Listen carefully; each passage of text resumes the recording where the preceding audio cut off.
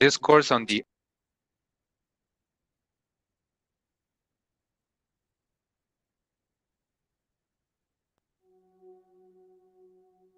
Wow. Hey, much love and respect.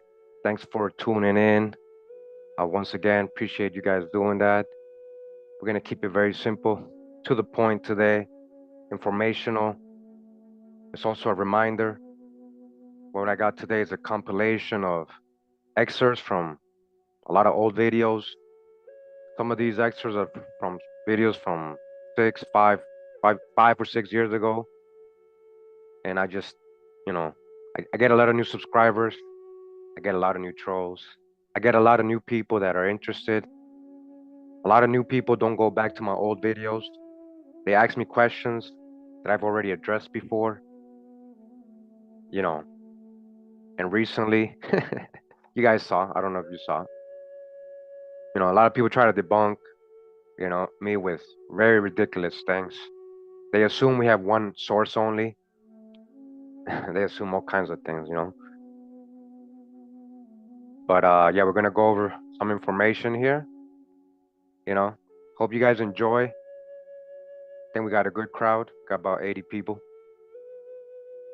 Allah Hawa. Yeah. I see everybody in the chat. Thanks for tuning in. And let's get started. Please like and share. Subscribe if you haven't. Very important to help me. And I appreciate that. Again, thanks for tuning in. Just 1 second.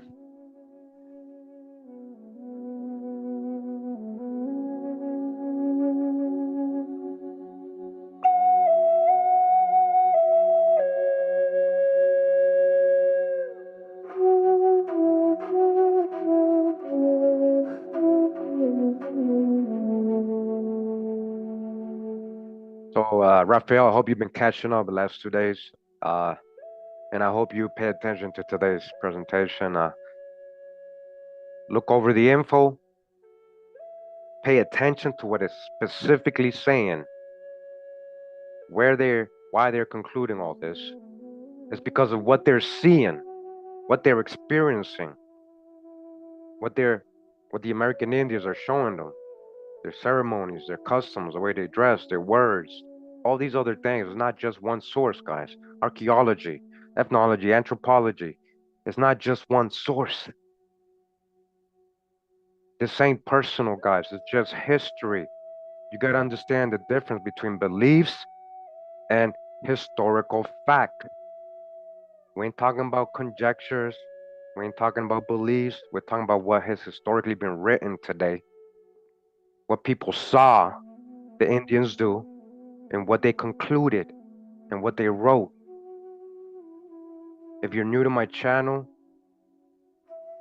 hey, all I can say is, if you're not aware of any of this info, just empty your cup. We got to be ready to relearn new things. Always, we're always learning. Don't get stuck on beliefs only, indoctrinations, biases. All right? 96 people, okay. Come on, guys, share. Try to get 100 and then we'll start. Come on. Peace. Thanks for everybody in the chat. I see you guys. Shout out to all the Patreons. Shout out to all my new channel members. I really appreciate you guys. Pura vida. Pura vida, mi gente. Yeah, we got a good crowd. We got 103 now. We're going to get started. Much love and respect. Pura vida, pura vida.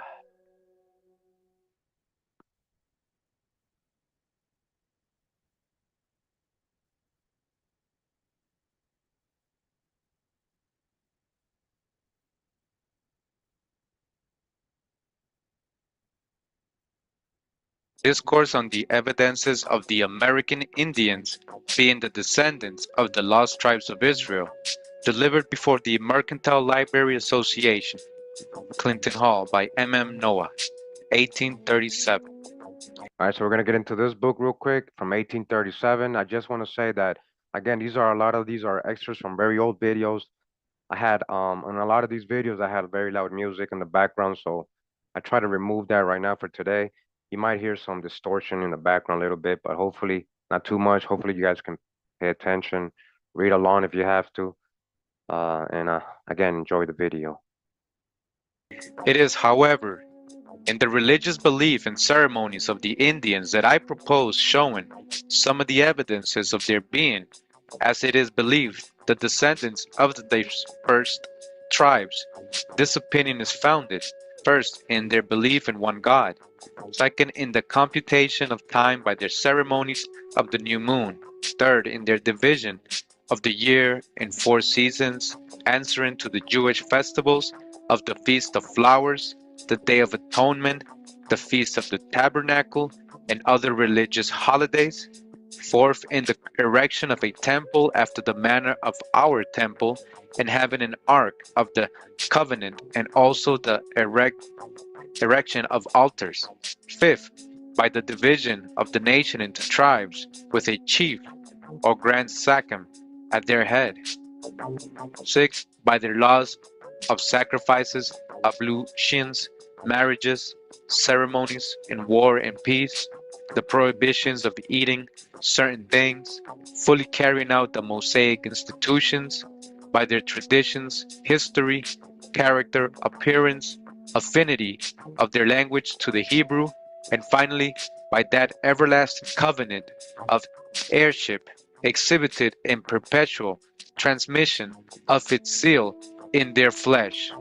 If I shall be able to satisfy your doubts and curiosity on these points, you will certainly rejoice with me in discovering that the dispersed of the chosen people are not the lost ones, that the promises held out to them have been thus far realized, and that all the prophecies relative to their future destination will in due time be strictly fulfilled. Again, they're talking about you, that all your prophecies relative to the future, your future destination, will in due time be strictly fulfilled. Later, many other artifacts would turn up that suggested the presence of Middle Eastern cultures in North America. Protestant priests, Catholic fathers, Jewish rabbis were seeing these possible links between the Native Americans and ancient Israel. These links included written records that had possible tie-ins to the ancient world. There were certainly religious beliefs, thinking that the Native Americans may have been descendants of some Hebraic, Jewish, Israelite travelers to the Americas at different times, or of other Old World peoples at different times. And there are various things fueling these. There were religious, political, and social agendas. Perhaps the largest documented religious artifact was this ancient city wall mound, recorded in Squire and Davis's Smithsonian publication entitled Ancient Monuments of the Mississippi Valley. So to see an artifact like that, or the context in which they would place an artifact like that, would be, especially something found in association with the mounds, would be, oh, that shows to us the presence of these people at that time here in the Americas. They were responsible for creating that artifact. They were responsible for creating the mounds and for introducing various cultural aspects into the Americas. The idea that ancient inhabitants knew of and used Middle Eastern Hebrew symbols undermined the notion that Native Americans were isolated savages. It also conflicted with the emerging science of the day. All right, so real quick, in that documentary, of course, they're saying Middle Eastern artifacts, so you got to dodge the hijack big time. It's not Middle Eastern. This is the true old world. All right, don't when you're hearing these things, don't be like them, assuming everything started over there, and then they came over here. That's like really backwards thinking. True old world, we're talking about where's the true Canaan? Just because places are named a certain thing today doesn't mean those are the exact. They haven't proven any of that. They just named those places that. It's part of the big lie, guys. It's part of the lie to have your orientation off. You're looking at the wrong side this whole time. Let's be logical. Be logical. If people over there on that side are reading the book and then they come over here and actually see the people practicing what they're reading in this old book, even though these people don't have this book, then you got to be logical. Who are these people? How did they get here? No, they've been here. Been here. Again, in the book Discourse on Evidences of the American Indians being the Descendants of the Lost Tribes of Israel by M.M. Noah, 1837. The great beloved man, or high priest, addresses the warriors and women, given all the particular positive injunctions and negative precepts they yet retain of the ancient law. He uses very sharp language to the woman. He then addresses the whole multitude. He enumerates the crimes they have committed, great and small, and bids them look at the holy fire which has forgiven them. He presses on his audience by the great motives of temporal good and the fear of temporal evil, the necessity of a careful observance of the ancient law, assuring them that the holy fire will enable their prophets, the rain makers, to procure them plentiful harvest and give their war leaders victory over their enemies. He then orders some of the fire to be laid down outside the holy ground for all the houses of the various associated towns, which sometimes lay several miles apart. Mr. Bartram, who visited the Southern Indians in 1778, gives an account of the same feast, but in another nation. He says that the Feast of First Fruit is the principal festival. This seems to end the old and begin the new ecclesiastical year. It commences when their new crops are arrived to maturity. This is their most solemn celebration. With respect to the sacrifices, we have had none since the destruction of the temple. But it was customary among the Jews in olden time to sacrifice daily a part of a lamb. This ceremony is strictly observed by the Indians. The hunter, when leaving his wigwam for the chase, puts up a prayer that the Great Spirit will aid his endeavors to procure food for his wife and children, and when he returns with the red deer, whatever may be cravings of hunger, he allows none to taste until he has cut a part of the flesh, which he throws in the fire as a sacrifice. accompanied with prayer. All travelers speak of this practice among the Indians, so clearly Hebrew in its origin. The bathings, anointings, ablutions in the coldest weather are never neglected by the Indians, and like the Jews of old, they anoint themselves with bear's oil. The Mosaic prohibition of eating unclean animals and their enumeration are known to you all.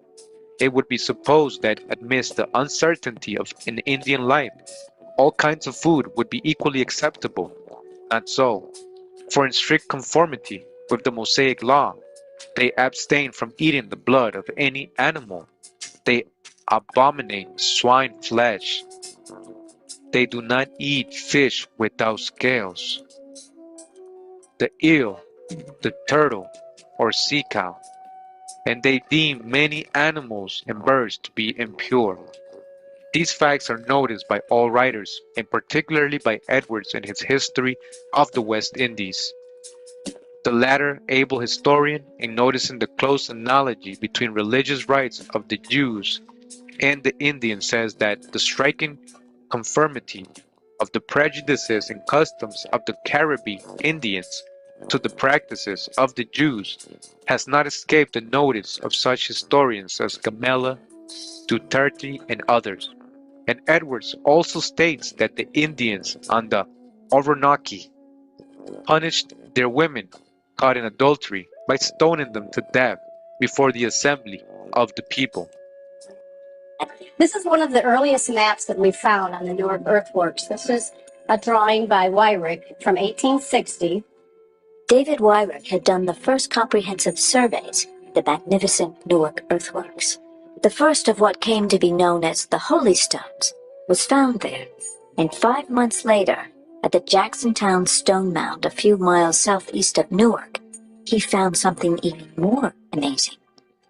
They found one major earth structure in the center, surrounded by 12 small burials.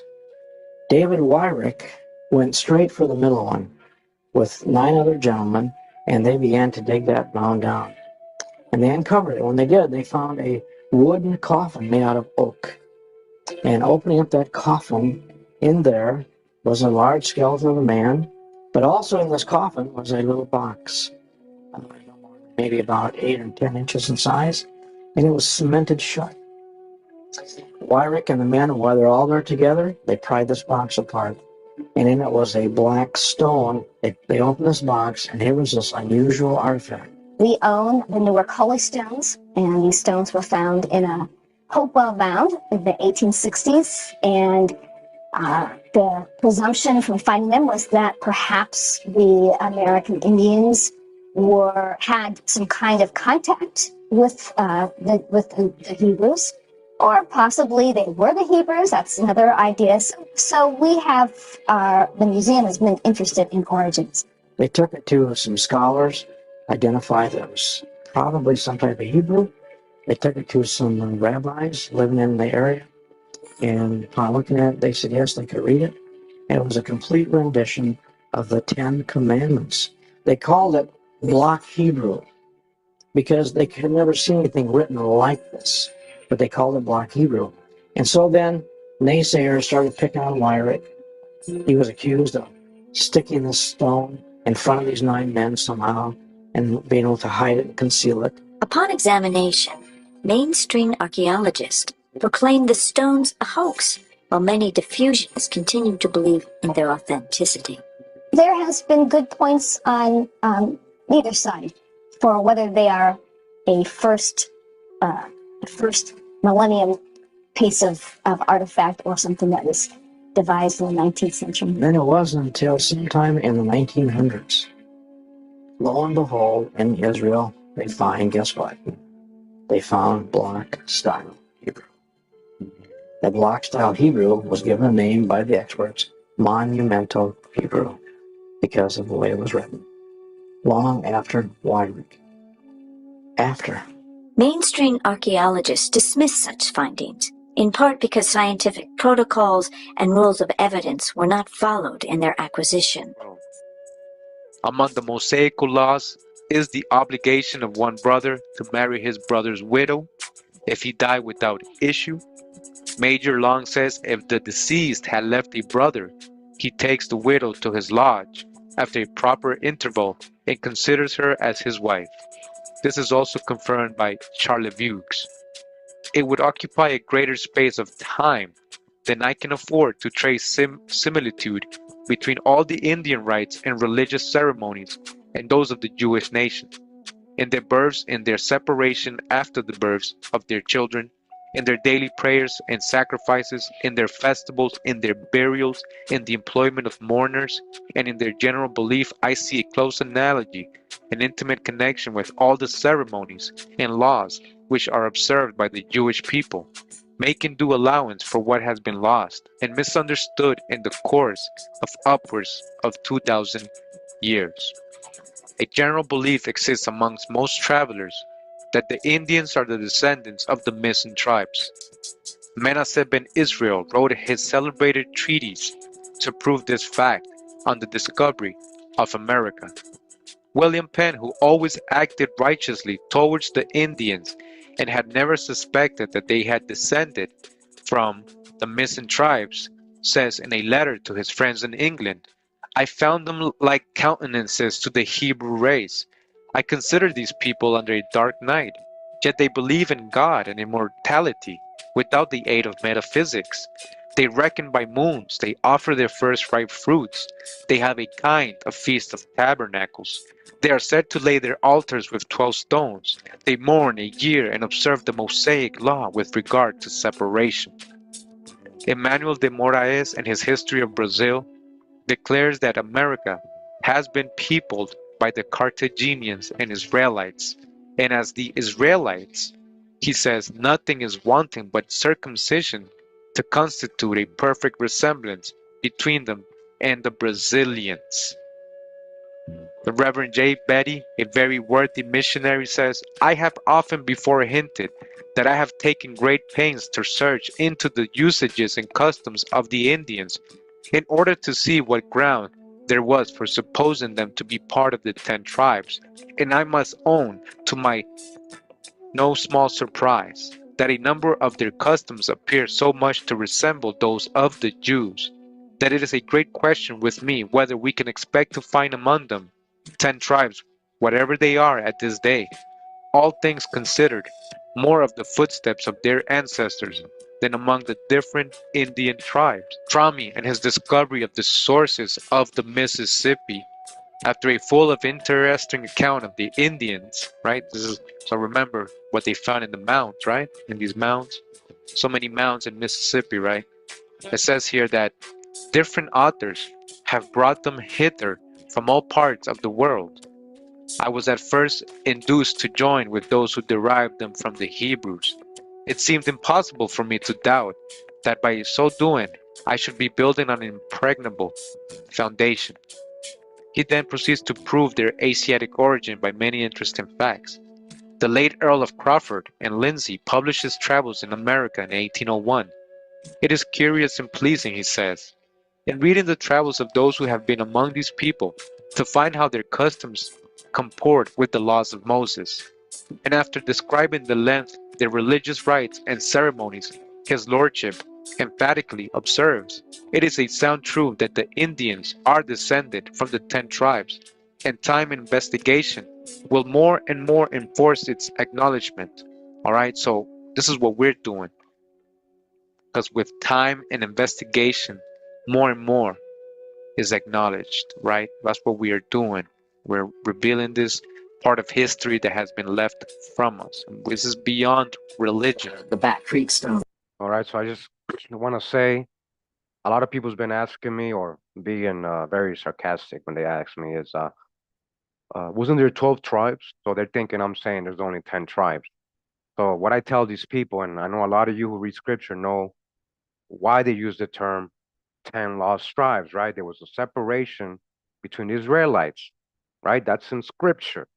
So the tribe of Benjamin, I believe, and the tribe of Judah separated from the other 10. They became the northern kingdom, the other 10, right? So again, you're asking me questions and it seems like you don't read scripture, so just wanted to point that out. Yes. But what I want to say is all 12 were here, not just not just the 10. Again, stop looking at it like they're coming from the Middle East, guys. You have it backwards. So he's going to talk about the Bat Creek Stone. This is a great author. We read his book, Jews and Muslims in British Colonial America. This is the guy right here, guys, that wrote that book. Was found in the course of an official excavation by the Smithsonian Institution. Okay, then Bat Creek Stone went to the Smithsonian Institution in Washington. They didn't understand it. They thought it was Cherokee since it came from Cherokee country. They did not realize it was Hebrew. And they published it upside down. And then they threw it in a box in the sub basement of the Smithsonian. And ever after, it was poo-pooed until some Semitic scholars like Cyrus Gordon came and vindicated it. Cyrus Gordon, he was one of the great Semitic scholars of our generation. He talks about the writings that were found in this very area and how he was able to translate those things, translate that writing when it was turned over. We're trying to figure out what type of Native American wrote this, and Cyrus Gordon turned it upside down. He recognized that it was actually Phoenician. Phoenician, this older form of Hebrew, dates to the Old Testament Babylonian captivity and the scattering of Israel. Are there other linguistic evidences that may lend support to diffusionist ideas? As a scholar of ancient languages, I have discovered that there are many symbols in the Mi'kmaq that are very close and similar to those of ancient Egyptian. About 700 BC in Egypt, there was a language that was developed or came in that was called Meroitic from the kingdom of Meroe, which many Egyptian scholars have even called Reformed Egyptian because it's so different than what the standard Egyptian that we know. And this Meroitic is very close to some of the signs of the Mi'kmaq. It is, however, Again, so we gotta, guys, I get a lot of new people. They come already because they see the thumbnail, they see the title of the video, and because they have certain beliefs, preconceived beliefs already, they're already coming in with a personal, taking a personal attitude. So then they come on the chat like this guy Train Tracks and say false. They spoke different languages. Duh. When we say America's a true old world, we had many nations here. The old world had many nations, not just Israelites. And that's the thing you guys gotta, also the ones who, are into this info, let's not be biased. Remember, the Israelites were surrounded by other heathen nations, other Gentiles, other nations around them, even in the Old Testament. So apply that here. Yes, we had different languages. Duh. Pay attention. If you're gonna come interrupt, you get kicked out. Thank you. Mexico and Peru that we must look for the most enlightened and most wealthy of the Indian race. Again, it is, however, in Mexico and Peru that we must look for the most enlightened and most wealthy of Indian race. On the representations of Montesini, who traveled in South America, the learned Rabbi Manasseh ben Israel, as I have said before, wrote his famous work La Esperanza de Israel, which he published in Amsterdam in 1650, endeavoring with great zeal to prove that the Indians in North and South America were the descendants of the missing tribes. And Cromwell, to whom the work was dedicated, was greatly interested in the evidences produced on that occasion. Montesini, traveling through the province of Quito, I believe it was Quito really, found that his Indian guide was a Jew, and pursuing his inquiries, discovered that immense numbers lived behind the Cordilleras. Francis, the name of his guide, admitted to Montesini that his God was called Adonai, and that he acknowledged Abraham, Isaac, and Jacob, and his ancestors, and they claimed to have descended from the tribe of Reuben. Alright, so you guys are hearing this? The tribe of Reuben. Acosta, Acosta contends that they have a tradition relative to the deluge, that they preserve the rite of circumcision, they offer the first fruits, and in Peru, they eat the Paschal lamb. They believe in the resurrection and clothe the dead with the riches. Equipage. Equipage. Lopez de Gomara says that some of the men, and not all, are circumcised.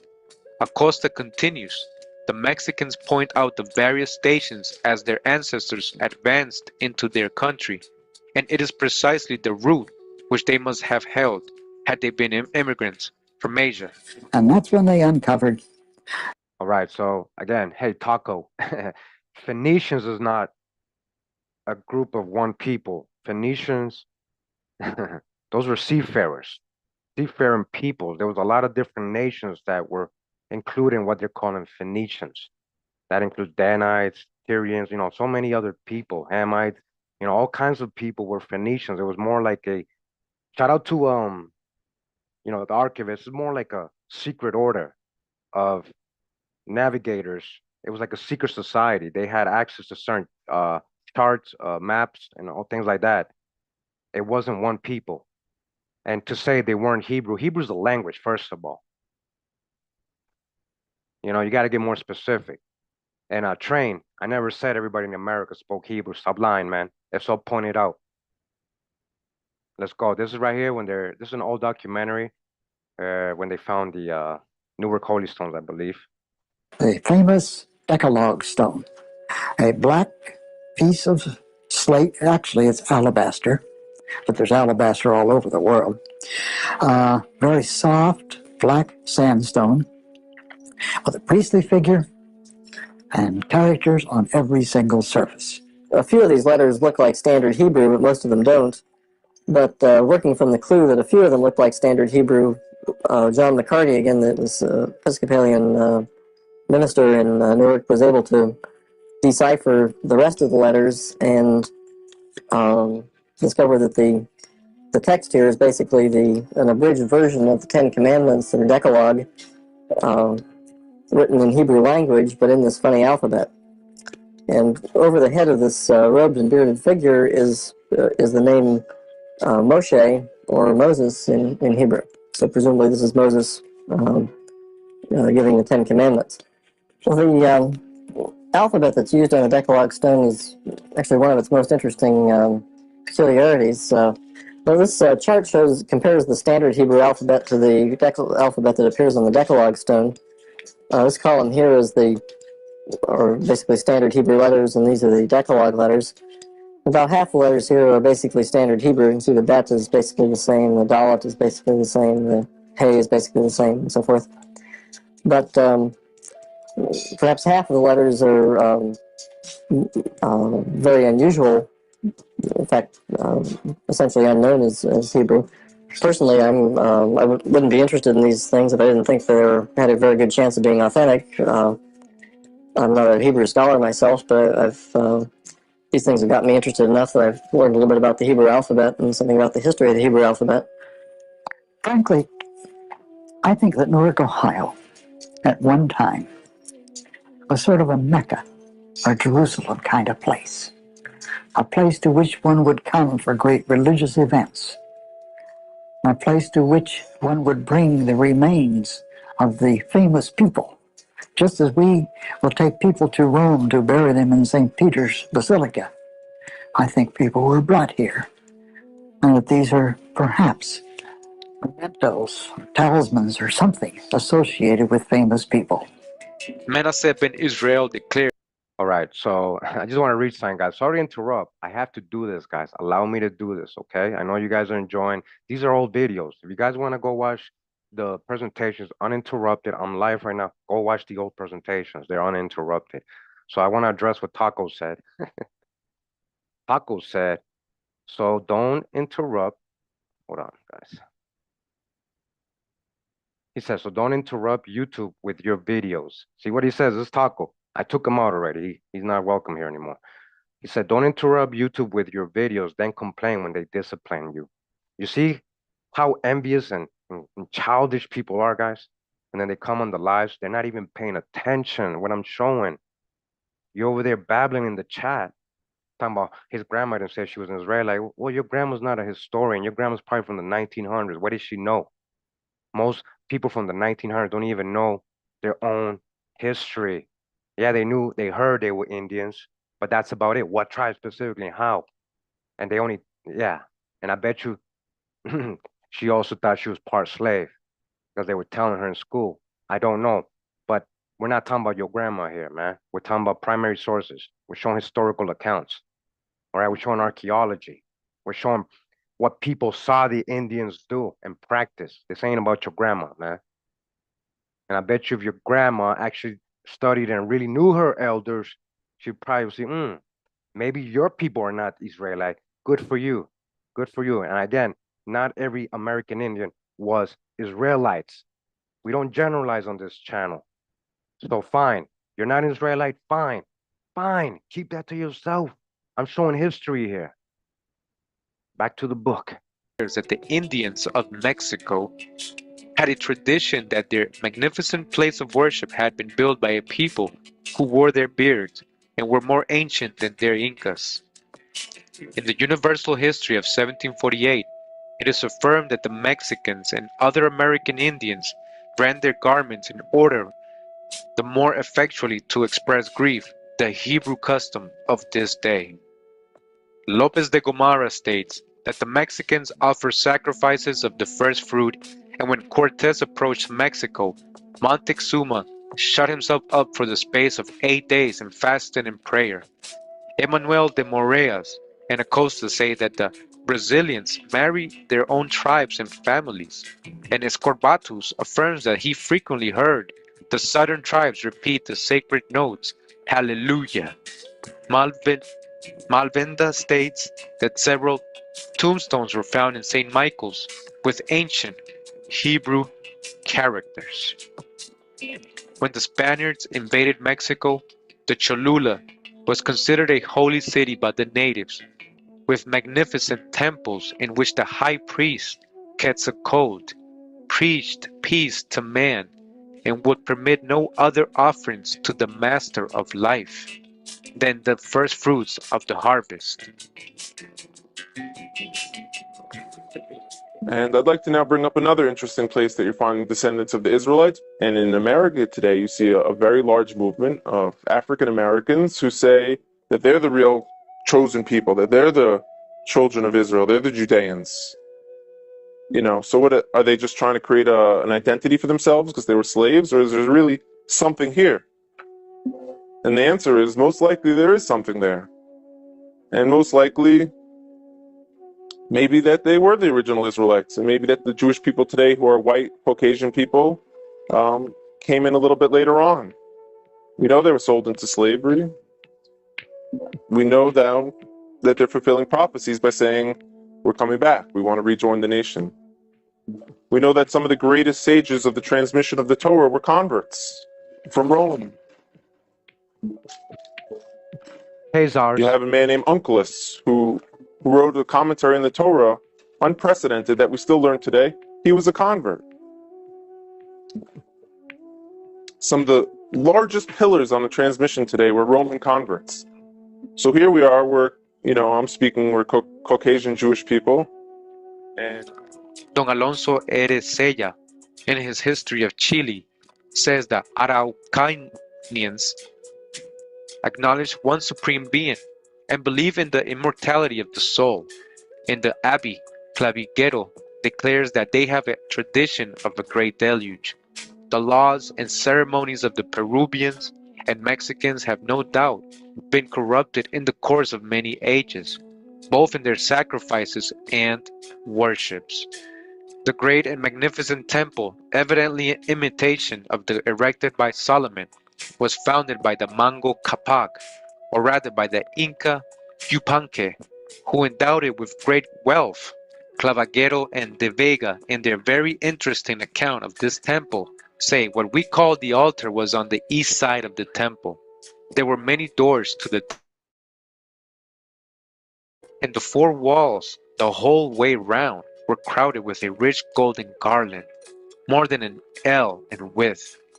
Round the table were 5 square pavilions, whose tops were in the form of pyramids. The fifth was lined entirely with gold, and was for the use of the royal high priest, or sacrifices. Now this is in Peru, remember Cusco, and in which all the deliberations concerning the temple were held. Some of the doors led to the schools, where the Incas listened to the debates of the philosophers, sometimes themselves explaining the laws and ordinances. All right. All right. So that Chazar that was talking to his own Chazar people. I didn't show the whole video, but I do show it in other videos. Somebody threw a chair and ran out, made a lot of noise when he was saying that, and he kind of had to stop, and he just kept talking.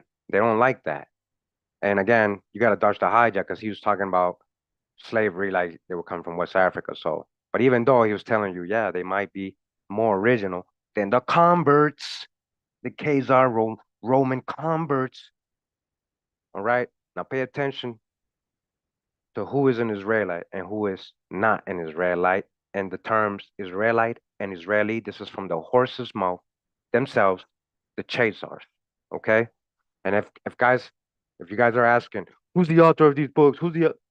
Watch from the beginning, pay attention, or just catch up on the older videos, work your way up.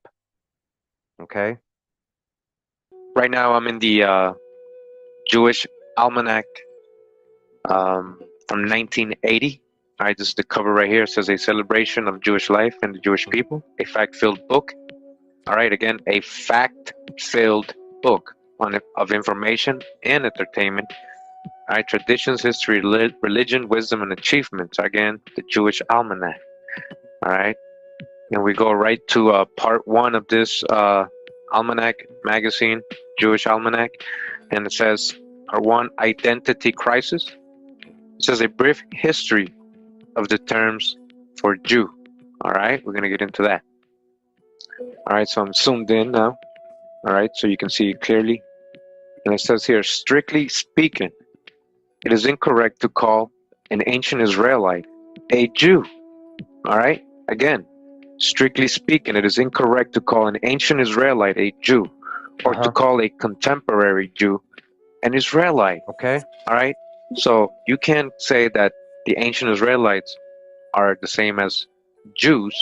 All right, that's incorrect. And you can't say that modern Jews or contemporary Jews are Israelite or a Hebrew. You can't say they're Hebrew, contemporary Jews. All right, again, we're in the Jewish Almanac of 1980. So you can't, just because somebody's called a Jew, basically what they're saying, that doesn't mean, that's incorrect to think that they're talking about an Israelite or a Hebrew. All right, so what is the significance of what we just read here? Because you got to understand the whole creation of the state of Israel, Zionism is based on their pretext that they are the ancient Israelites and that's their homeland, when that's not even the real Holy Land. You guys got to understand that's more about control of money and certain power and certain resources in that area. And because the Most High will never allow them to come to the real Holy Land and set up shop, that's the ultimate truth. That's why they had to set up shop in the fake Holy Land as the fake Jews. All right? The first Hebrews may not have been Jews at all. Again, the first Hebrews, remember, Hebrews may not have been Jews at all. Every confusion on the matter is compounded by the additional ambiguity in the frame of reference in which the designation Hebrew originated, where the Hebrews thought of as those out yonder from the standpoint of Mesopotamians, or those from out yonder from the standpoint of Canaanites. You hear that?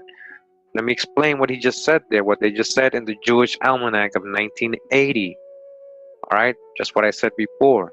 You're getting a descriptive term, an adjective, right, for a people, from people who don't really, live with them always, or are part of their nations or family. So like he's saying, so that's probably a term that the Mesopotamians or the Canaanites were using to call these people Hebrews, meaning those from out yonder, those from the opposite side, one from the other side, a migrant. All right. of the feathers. People of the feathers. Eber means pinion. Go look at Strong's dictionary for Eber. It goes down to pinion, and pinion means feather. All right. All right. So again, the Jewish Almanac of 1980. All right. Letting you know that strictly speaking, it is incorrect to call an ancient Israelite a Jew, or to call a contemporary Jew an Israelite or a Hebrew. All right. The first Hebrews may not have been Jews at all. So further down it says the Hebrew alphabet was first disseminated by the Canaanite people known as the Phoenicians. All right, you saw my more videos. We know Canaanites descend from Ham. These are all Phoenicians. We know that Drew Ali said, the ancient Canaanites and Moabites are the Moors.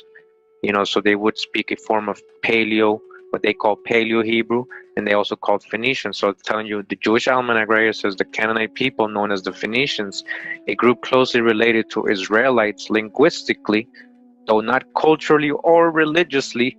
All right,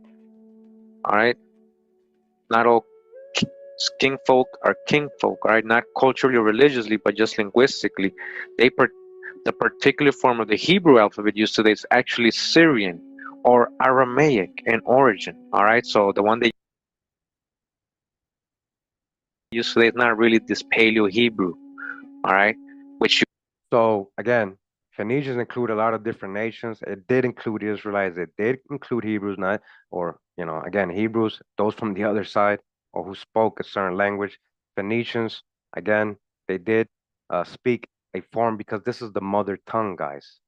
When we talk about Phoenician or phonetics, when they started interpreting hieroglyphics and pictographs into letters, they brought that out to the world, and that happened to be the mother tongue, which is what people call today Hebrew, because only a certain people were able to keep the mother tongue. Those who did not participate in the building of the Tower of Babel, that was Eber, he separated himself, him and his family. So their language wasn't confused. They were able to keep the original tongue. Now we're talking about Aramaic. Aram is a son of Shem, even though it's not the same line that Eber and Abraham came out of. They are Semites. Aram was a son of Shem, but Eber comes out of Arphaxad, that son. So that's the brother Aram. So when you say Aramaic, still speaking the mother tongue, still is related to Hebrew. you find in America today. You find it a lot in America. You found it in the mounds, and you got it in the Luna stone in New Mexico. All right. Now it says Israelite, like Hebrew, right, in parentheses, became common synonym for Jew. It became a synonym for Jew. It wasn't always. Remember in the beginning it told us it's not the same.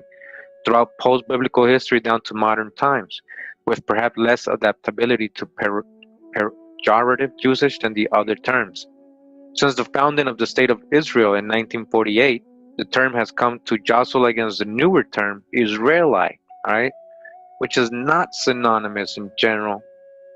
Israelite, all right, it's not synonymous. Israeli and Israelite, because Israelite means a biblical follower of the religion of Moses and descendant of Jacob. So it's not just a biblical follower, but more, biblically it's more like descendants of Jacob, right? The tribes, the 12 tribes in Israelite, right? Israel, they named Jacob Israel. It was a title, Yasharallah, right? It says Israeli means a citizen of the state of Israel. It has nothing to do with Israelites or Hebrews. In Israeli, the term just means you're a citizen of the state of Israel over there in the Middle East, whether Jewish in region or not, though. Whether you're Jewish in region or not, though, all right? Of course, most Israelites are Jewish, all right? Israel, it says. So I just wanted to break this down a little bit. As you can see, you gotta be careful because they're letting you know straight up in their own words, right? That's two people already. We had the rabbi before say that, hey, the Americans, they're saying they're the original Hebrews, and he said, I think they are, you know? So he knows something, obviously. This is from 1980. That video was way after this. So, he studied, and they let you know it doesn't mean the same, doesn't mean that you are an actual Hebrew just because you're called a Jew. All right? Jewish Almanac, 1980. So I just want to say something. All right. So first of all, you guys, I know a lot of you are new. You don't mean anything bad by it. Yes, people in the world in ancient times in general were more melanated. Black is a crayon color, though. There's many shades of that.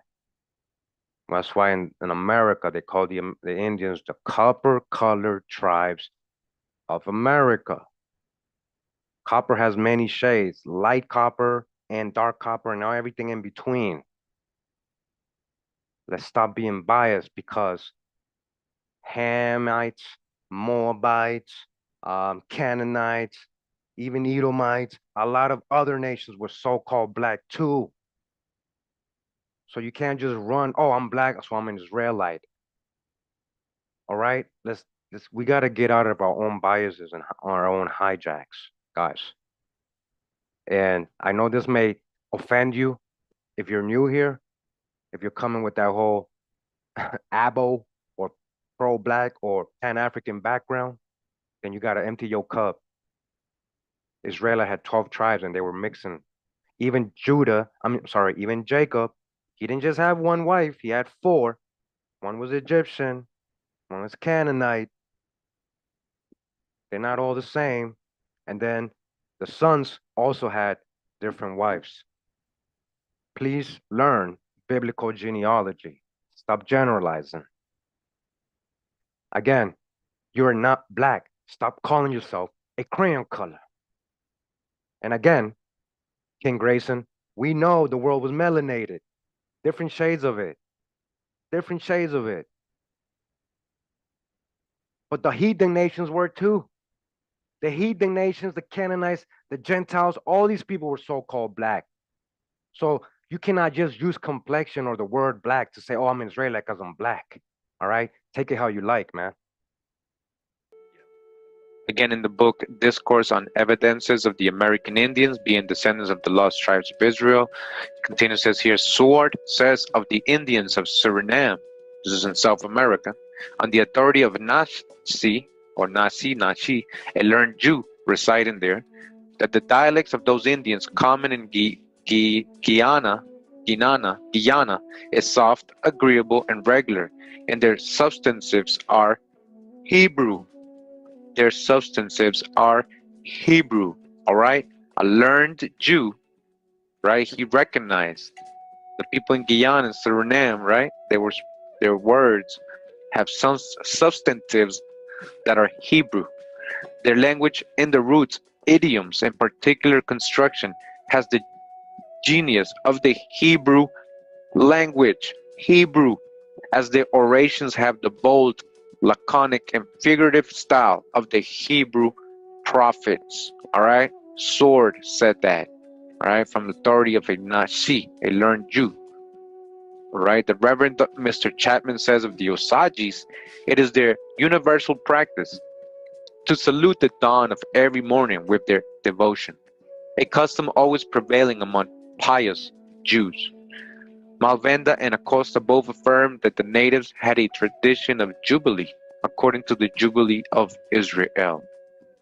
Dr. Betty, in speaking of the festival of the first fruits by the Indians west of the Ohio, says, at this ceremony 12 of their old men divide a deer into 12 parts, and these men hold up the venison and fruits with their faces to the east and acknowledge in the bounty of God to them. A singular and close imitation of the ceremonies and sacrifices of the temple. The doctor further says they have another feast which looks like the Passover. Again, the Passover. Sir Alexander Mackenzie, in his tour to the northwest coast, says that the Chippewayan Indians have a tradition among them that they originally came from another country, inhabited by very wicked people, and had traversed a great lake, which was in one place narrow and shallow and full of islands, where they had suffered great misery. And that further tradition has it that 9 parts of their nation out of 10 passed over the river. The Mexican affirm that 7 tribes or houses passed from the east to the wilderness. You're grandfather was the founding, one of the founding fathers of the state of Israel? Yes, he was. Tell us about this. Yes, he was. All right. So, hey, King Grayson, you think I'm mad, right? Trust me, you wouldn't like me when I'm mad. This ain't mad. This is just me passionate and me trying to make you understand something. Stop being biased, man. Stop being biased, man. And you're not being real. You said, I'm gonna read what you said, bro. I'm gonna read what you said. You said the black man is the seed of Abraham, Jacob, blah, blah, blah, blah, blah. You didn't say the so-called black man. All right. That's why I was telling you, black is a crayon color, man. And you don't take it personal either, man. Don't get mad either, man. Chill. Now you guys are going off on this black thing. This is what I'm saying. You guys are not paying attention to the video. You guys are black, black, black, black, black, black. Stop with your own biases, man. Like, stop being so into yourself. You're not listening. You're you're you're leaving out a lot of family members that you think are not your family because they're not so-called black. And again, Canaanites, Hamites, Moabites, Edomites, Romans, Greeks, all these people were so-called black. So just because you say the black man is just, that you don't know, you cannot prove you're Israelite or not Hamite. You cannot prove that. Your actions, your spirit tells us who see who you are. And when I see people being biased like that, then I know you're missing a lot of info, man. Don't take this personal, man. This is my life. You want to make comments, I'm gonna make my responses. And Yonaka, you're using the word black too. Again, you guys are going off on the wrong subject. And I'm gonna start timing out people if you keep saying, we're not talking about complexions here, guys. You guys want me to stop the presentation? I mean, this is pointless. We ain't talking about complexions here, guys. Because if you read scripture, this is really only, if you read the Old Testament, literally it's telling you there's the chosen and there's the Gentiles. It's not talking about there's blacks and there's whites. You're going off on another thing.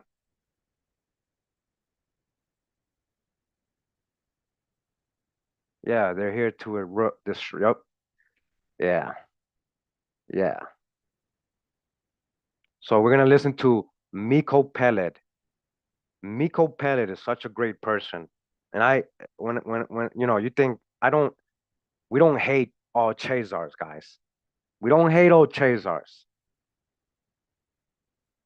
This is one of I give so much respect to. Miko Peled. He's a son of one of the Zionist founding fathers. And he's going to tell you the truth right here of who his people are.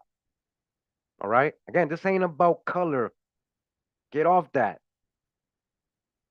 Because Israelites got scattered to the four corners of the world. You guys don't read scripture. Mixed multitude. That's what Abyssinian means. A mixed multitude.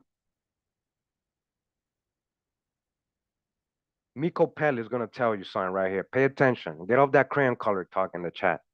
The generation of my grandparents was the generation of the first Jews to take on Zionism as an ideology and take on this idea of establishing a Jewish homeland in Palestine. And he was very active. He became a leader within the movement. He was a member of the de facto Jewish government before the State of Israel was established. And he was one of the signers on the Declaration of Independence when the State of Israel was established. Okay, and then from there, your father actually, he was the general. My father was, yes, both my parents were born in Palestine. So they're the first generation Israelis, if you will, first generation Jews who were born there. And my father, as a young man, while still in high school, joined the Zionist militia. He became an officer. So in the War of 1948, when the Zionists occupied most of Palestine, he was an officer already.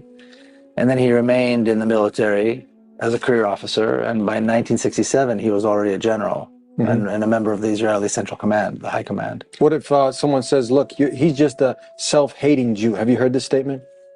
Yeah, well, I certainly don't hate myself. So that's nonsense. And I don't hate anybody else. I think it's one of those things they throw at you when they've got no argument. I just had a rabbi give me an analogy. He said, look, imagine you left your home and then someone came and occupied it, and then you try to get it back, and then they went to the judge. Have you heard some of these analogies? Maybe you can. Yeah, that's assuming that, that's taking it to a place which I don't usually go. That's making the assumption that today's Jews are really the descendants of the ancient Hebrews that used to live in that part of the world some 3,000 years ago. That's making the assumption that today's Jews are really the descendants of the ancient Hebrews that used to live in that part of the world some 3,000 years ago. That's a bit of a stretch for me. And even if it was true, I don't think it. I agree with him. It doesn't justify. I did not live there 3,000 years ago. My grandparents immigrated from Ukraine. Their parents, their grandparents didn't live there, and I don't know any Jew that can trace his or her ancestors back to the ancient Hebrews. I did not live there 3,000 years ago. My grandparents immigrated from Ukraine. Their parents, their grandparents didn't live there, and I don't know any Jew that can trace his or her ancestors back to the ancient Hebrews. So that's a lot of, that's a lot of myth there, and I don't think it's relevant. So that's a lot of, that's a lot of myth there, and I don't think it's relevant. All right. So, oh, well, this bonus is, don't worry, we're not done yet, guys. But so you guys heard Miko, right? Letting you know his people from Ukraine and saying that they're the ancient Israelites from 3,000 years ago. That's a myth. He's telling the guy they're from Ukraine. They can't prove that. And we know that in Ukraine was part of the Khazar Empire. All the Khazar Empire converted to Judaism. That's where the Eastern Jewry began. A conversion, a religion, not a lineage. All right. And again, I'm just going to address I'm here. Native, anyone can be native to America if they're living in America. That doesn't mean they are the original. That doesn't state indigenous. That just means native. All right. That's a term, that's a hijacked term. All right. And a lot of what they call so-called Native Americans are also part of these same people. Let's not generalize either. A lot of them do have the mixture, are related in some of their lines. All right.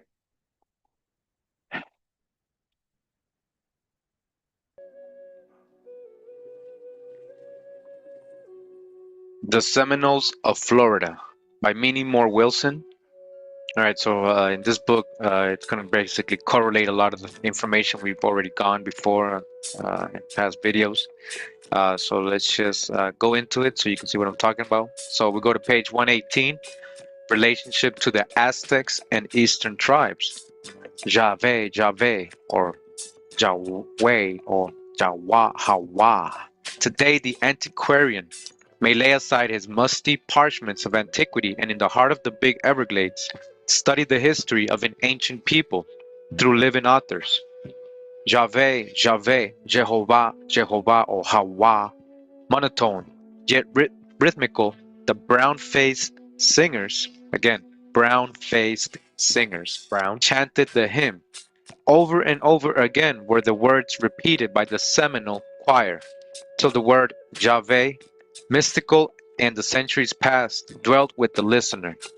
None but a Hebrew scholar would have caught the word with an understanding of its meaning.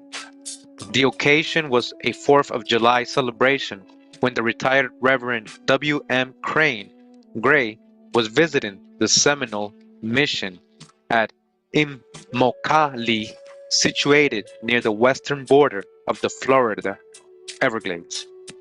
The Indians, full of confidence and kindly feeling, had consented to sing, and here appeared the wonderful, yes, startling observation made by Bishop Gray.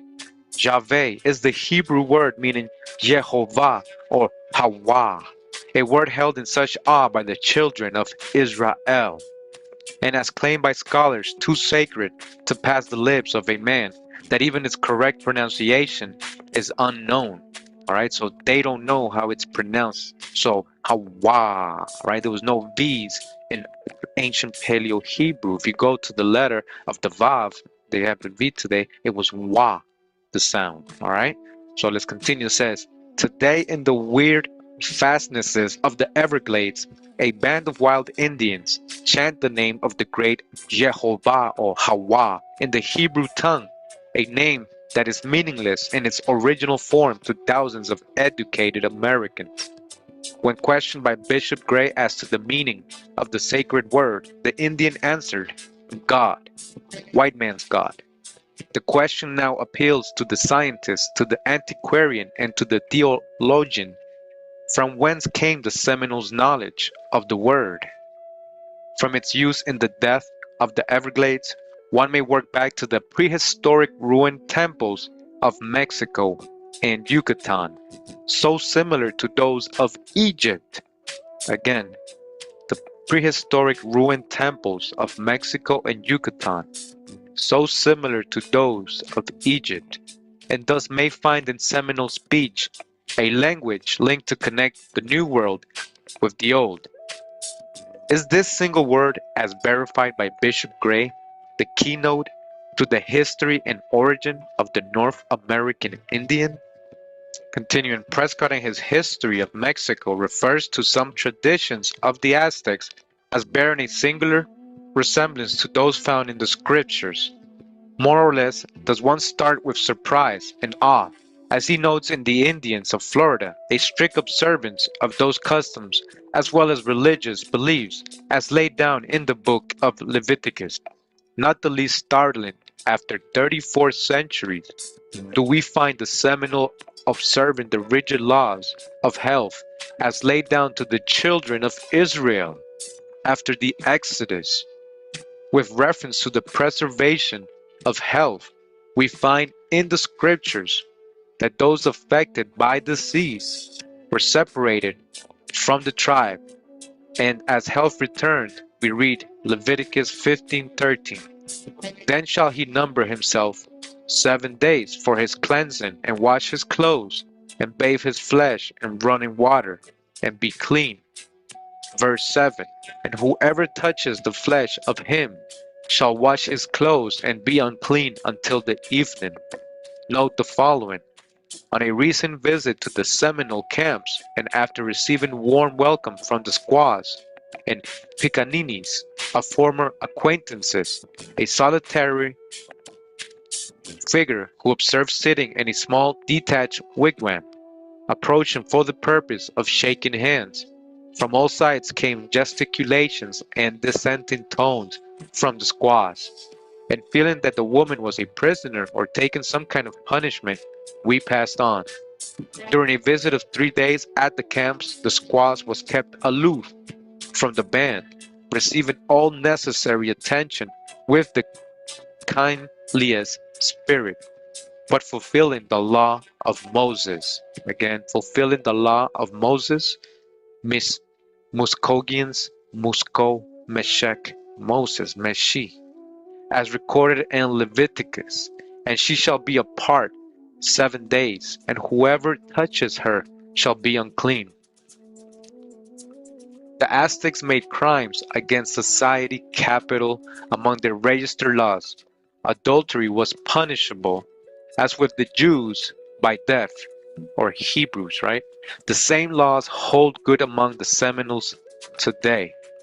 Marriage laws are held sacred, but divorces are permitted where some incompatibility of temper is found. This is done after the manner of the old Jews. Out of mercy to the woman, either party may marry again, but the marriage must be with the approval of the leaders of the band. Those who know some of the habits of the Florida Indians or Seminoles are cognizant of the fact that they will not eat green corn until the second day of the annual feast. On a visit to the camps, old Chief Tallahassee was invited to join his white friends at dinner, and he was offered a roasting ear. ears or a corn, right? He said, "Me not eat green corn, shakaita, green corn dance, eat plenty." Pointing to a small patch of corn from which the ears had been stripped, he said, "Squaws eat corn, plenty men no eat." And as we read Leviticus 23:14, the thought comes, is the law, though divested of part of its meaning, being fulfilled today by a band of wild Indians? "And ye shall eat neither bread, nor parched corn, nor green ears, until the selfsame day ye brought an offering to the Lord," or Hawa. Another link is a feast day, which seems to correspond in its rites to the Day of Atonement. On old Jewish days, attached to the assembling of the band, prevents little insight from the outside world. With only an oral tradition, with their unwritten but priceless history of an ancient race, with the white man daily encroaching on their last domain, the time for studying this primitive people and their purity will soon be over. And of their customs and usages, where is the Sidippus of this day? Who shall solve the riddle of their origin? My people, who shall solve the riddle of their origin? That's up to us. All right, we're going to get into this other book. It's called The History of Ancient America. All right, so before we get into this book, again, I'm here. Dark-skinned people did not only come out of the Middle East. Stop. That's not true. That's not true. That's not true. Stop babbling. That's not true. Dark-skinned people were all over the earth, including America. Guys, if you don't have research, don't come here and give opinions, guys. We don't do generalizations like that. There is no so-called Middle East. That's Western Asia. And dark-skinned people did not only come out of there. By George Jones, but that's not the full title. Let me just show you right here. Again, The History of Ancient America, anterior to the time of Columbus, proving the identity of the Aborigines with the Tyrians and Israelites. The Aborigines of America with Israelites, and the introduction of Christianity into the Western Hemisphere by the Apostle St. Thomas, by George Jones. All right, and we're going to go to chapter 2 of this book. It says the Northern Aborigines have a traditional knowledge of the deluge, all right, the flood, and the dove of peace, which to them under the name of the medicine or mystery bird is sacred from the arrow of the hunter. They have their Ark of Covenant, all right, so the Indians have an Ark of Covenant again, in which has deposited some mystery seen only by the priest of the tribe. It is said to be a shell and supposed to give out oracular sounds. This is an analogy to the Book of the Laws, placed in the Ark of Covenant by Moses, preceding his death on Mount Nebo, Utah. All right, check it out. Moses in America, my video. The oracular wisdom of which has guided civilization to this day. The ark is never suffered to touch the earth, but it always raised on a stand of wood or stone. They're talking about American Indians. It is invariably carried by a tribe when they march to battle. A similitude is here to Joshua at the siege of Jericho, just like Joshua did before he took Jericho, all right, carrying the ark. All right, so Joshua, Quetzalcoatl, the feathered serpent, is that who we're talking about? When it is in their peaceful encampment, it is surrounded by 12 stones, indicative of the original number of the tribes of their ancestors, all right? This is talking about American Indians, remember. This is strictly in analogy with the 12 statues, probably rude blocks of stone, erected by Moses around the altar of the covenant to personify the 12 tribes of Israel. Joshua also, after the passage of the Jordan, erected 12 stones in his encampment at Gilgal, and the same number in the river at the place of the passage. They select their medicine men. All right, again, back to the Indians. They select their medicine men, example, priests or prophets, from among a portion of the tribe, not warriors. Here is the custom of the Levites or descendants of Aaron, being in the sacred office of priesthood. For with the Israelites, they were not to be taken from the ranks of the soldiery. All right, so you hear that? These Aborigines dwell in booths, as when brought out of the land of Egypt, for they are still wanderers. Leviticus 23. They offer a flesh or burnt offering from the chase, which is first cast into the flames before even a starving family may eat. All right? Again, we're talking about Indians here. They have their corn and harvest feast, also in one in observance of every new moon, another in festivity of the first fruits, and the great feast in direct analogy with the Hebrews, Passover. All right, we've dwelt on this before on past videos in this series. All right, you can see him saying the same thing. All right, the customs of the American Indians, even to the blood being stained upon the posts and lintels, and the mingling of the most bitter herbs. Then their fastings and purifications are practiced with the greatest severity. The breastplate or ornament worn by the religious prophets, containing 12 shells, or stones of value in its direct imitation, high priest, in which contain 12 precious stones, inscribed with the names of all the 12 original tribes of Israel. They have their cities of refuge, or huts of safety, where the most deadly foe dare not enter for his victim. All right, so the Indians had a lot of refuge towns or places. All right, they never violate a female captive, and upon the Hebrew principle that their blood shall not be contaminated by interreunion. This has been strictly followed in all their wars with the Europeans. They also reject the savage practice of civilization upon the lofty principle of manly virtue. The medicine bag, or pouch, is carried by every member of the tribe. It is suspended to a bead belt, which crosses the breast by passing over the left shoulder, and hang on the right side. It contains, as they say and believe, preservatives to keep them from sickness or defeat. These are essentially the phylacteries referred to by the Savior and previously condemned by Moses, for the word phylactery is derived from the Greek tongue and denotes a preservative. And in the time of Moses they were worn by his people in great excess, and so by the northern native. Moses checked the excessive use of the preservatives and changed the custom, for by his command the priesthood alone wore the phylactery, which was alas a frontlet of parchment for the forehead, upon which was written an extract from the laws, that those that run might read. Then the absence of all idols or symbolical devices, and the worship of one God. Example, the Great Spirit. Alright, so we're not talking about religions, we're not talking about anything to do with gold worshiping or Abrahamic religion, as you call it. We're just talking about that you're the book. Alright? No idol worship, just like the Israelites. One God is the Great Spirit. It's the same thing. Wakan Tanka. Wakang Tanka Hawa Jahwa. Alright? They're never pronouncing the name Jehovah, but in syllables, and those separated by long ceremonies, thus truly fulfilling the Hebrew law. Thou shalt not take the name of the Lord thy God in vain. The name with them sounds as if written Je-ho-va, and it's not that, because we know already from the past videos, right? It's a wa. They had the Jehovah, Jehovah, Jehovah. You can hear it in their music, in their chants, Jehovah. The Lakota, right? Jehovah. We read that already. Alright? So again, syllables Jehovah, and is only pronounced by the Aaron of the tribe. In their hymns of rejoicing, the word hallelujah is distinctly uttered.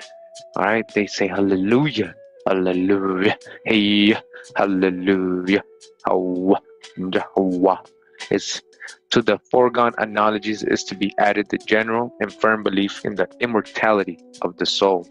But beyond all this proof of their origin is the practice of the great covenant between the Almighty Father and the patriarch Abraham, circumcision. And it does not exist as in parts of Egypt and the Asiatic nations for the purpose of supposed health, in which belief it was practiced in ancient Egypt by both sexes, but as a religious custom handed down from time immemorial, alright, the Indians. The custom now is not general, but it does exist, and we must be understood as referring back at least 200 years in our review to the period of the Pilgrim Fathers, when the northern aborigines numbered 15 millions. 15 millions. The Pilgrims got there. Now they scarcely number 2.5. All the customs, however, noticed are practiced at the present period by the uncontrolled aboriginal, the uncontrolled rebels. If all other evidences were not received, that of circumcision, as a religious ceremony must be viewed by the most skeptical as direct proof of identity between the northern Aborigines and the ancient Hebrews. The customs we have written is not general. It is only found in the more settled tribes. This even supports our belief, for in this very fact is traced again the precedent ordained by Moses. For circumcision was discontinued by the great lawgiver for 40 years during his journeying with his followers through the wilderness. The custom was reestablished by Joshua. May not this innovation by Moses in the covenant custom be imitated by these descendants? Are they not still wanderers in the wilderness in the western, as their ancestors were in the eastern hemisphere? The affirmative has existed for ages, and even now continues. They have not yet returned to Jerusalem. You have not returned to Jerusalem. One fact is of great importance in proof of their great antiquity. They have no knowledge or tradition in the north of the life or crucifixion of Christ. But yet they have a knowledge of the deluge, and actually practice the laws of Moses. So you came here with your foreign language, with your gods of stone and wood, right? Deuteronomy 28. And you will worship them. And you know what did Jehoshua, the Hawashi, tell us? The original deliverer who delivered the Israelites to Jerusalem. Right? What did he say? Be brave and don't mention the name of their gods. Don't worship them. Don't bow down to them. All right? He said, follow the laws. Right? Again, and actually they practice the laws of Moses, the Indians. Again, we must repeat that we are writing of these Aborigines. Again, we are writing of these Aborigines as they were at the time of European colonization. How they found them. They found you, right? Copper-colored tribes of America. This is how they find you. All right. So they ain't talking about modern day references or modern people. Don't matter who's there today, who's being acknowledged as the Indian today. There's a lot of hijack and context missing in that. Again, they're telling you this is when during European, this is what they saw when they came here. Not today's people. That's why a lot of them don't relate. Well, we're not as yeah, well, maybe you're not. You're right. I practicing the laws of Moses.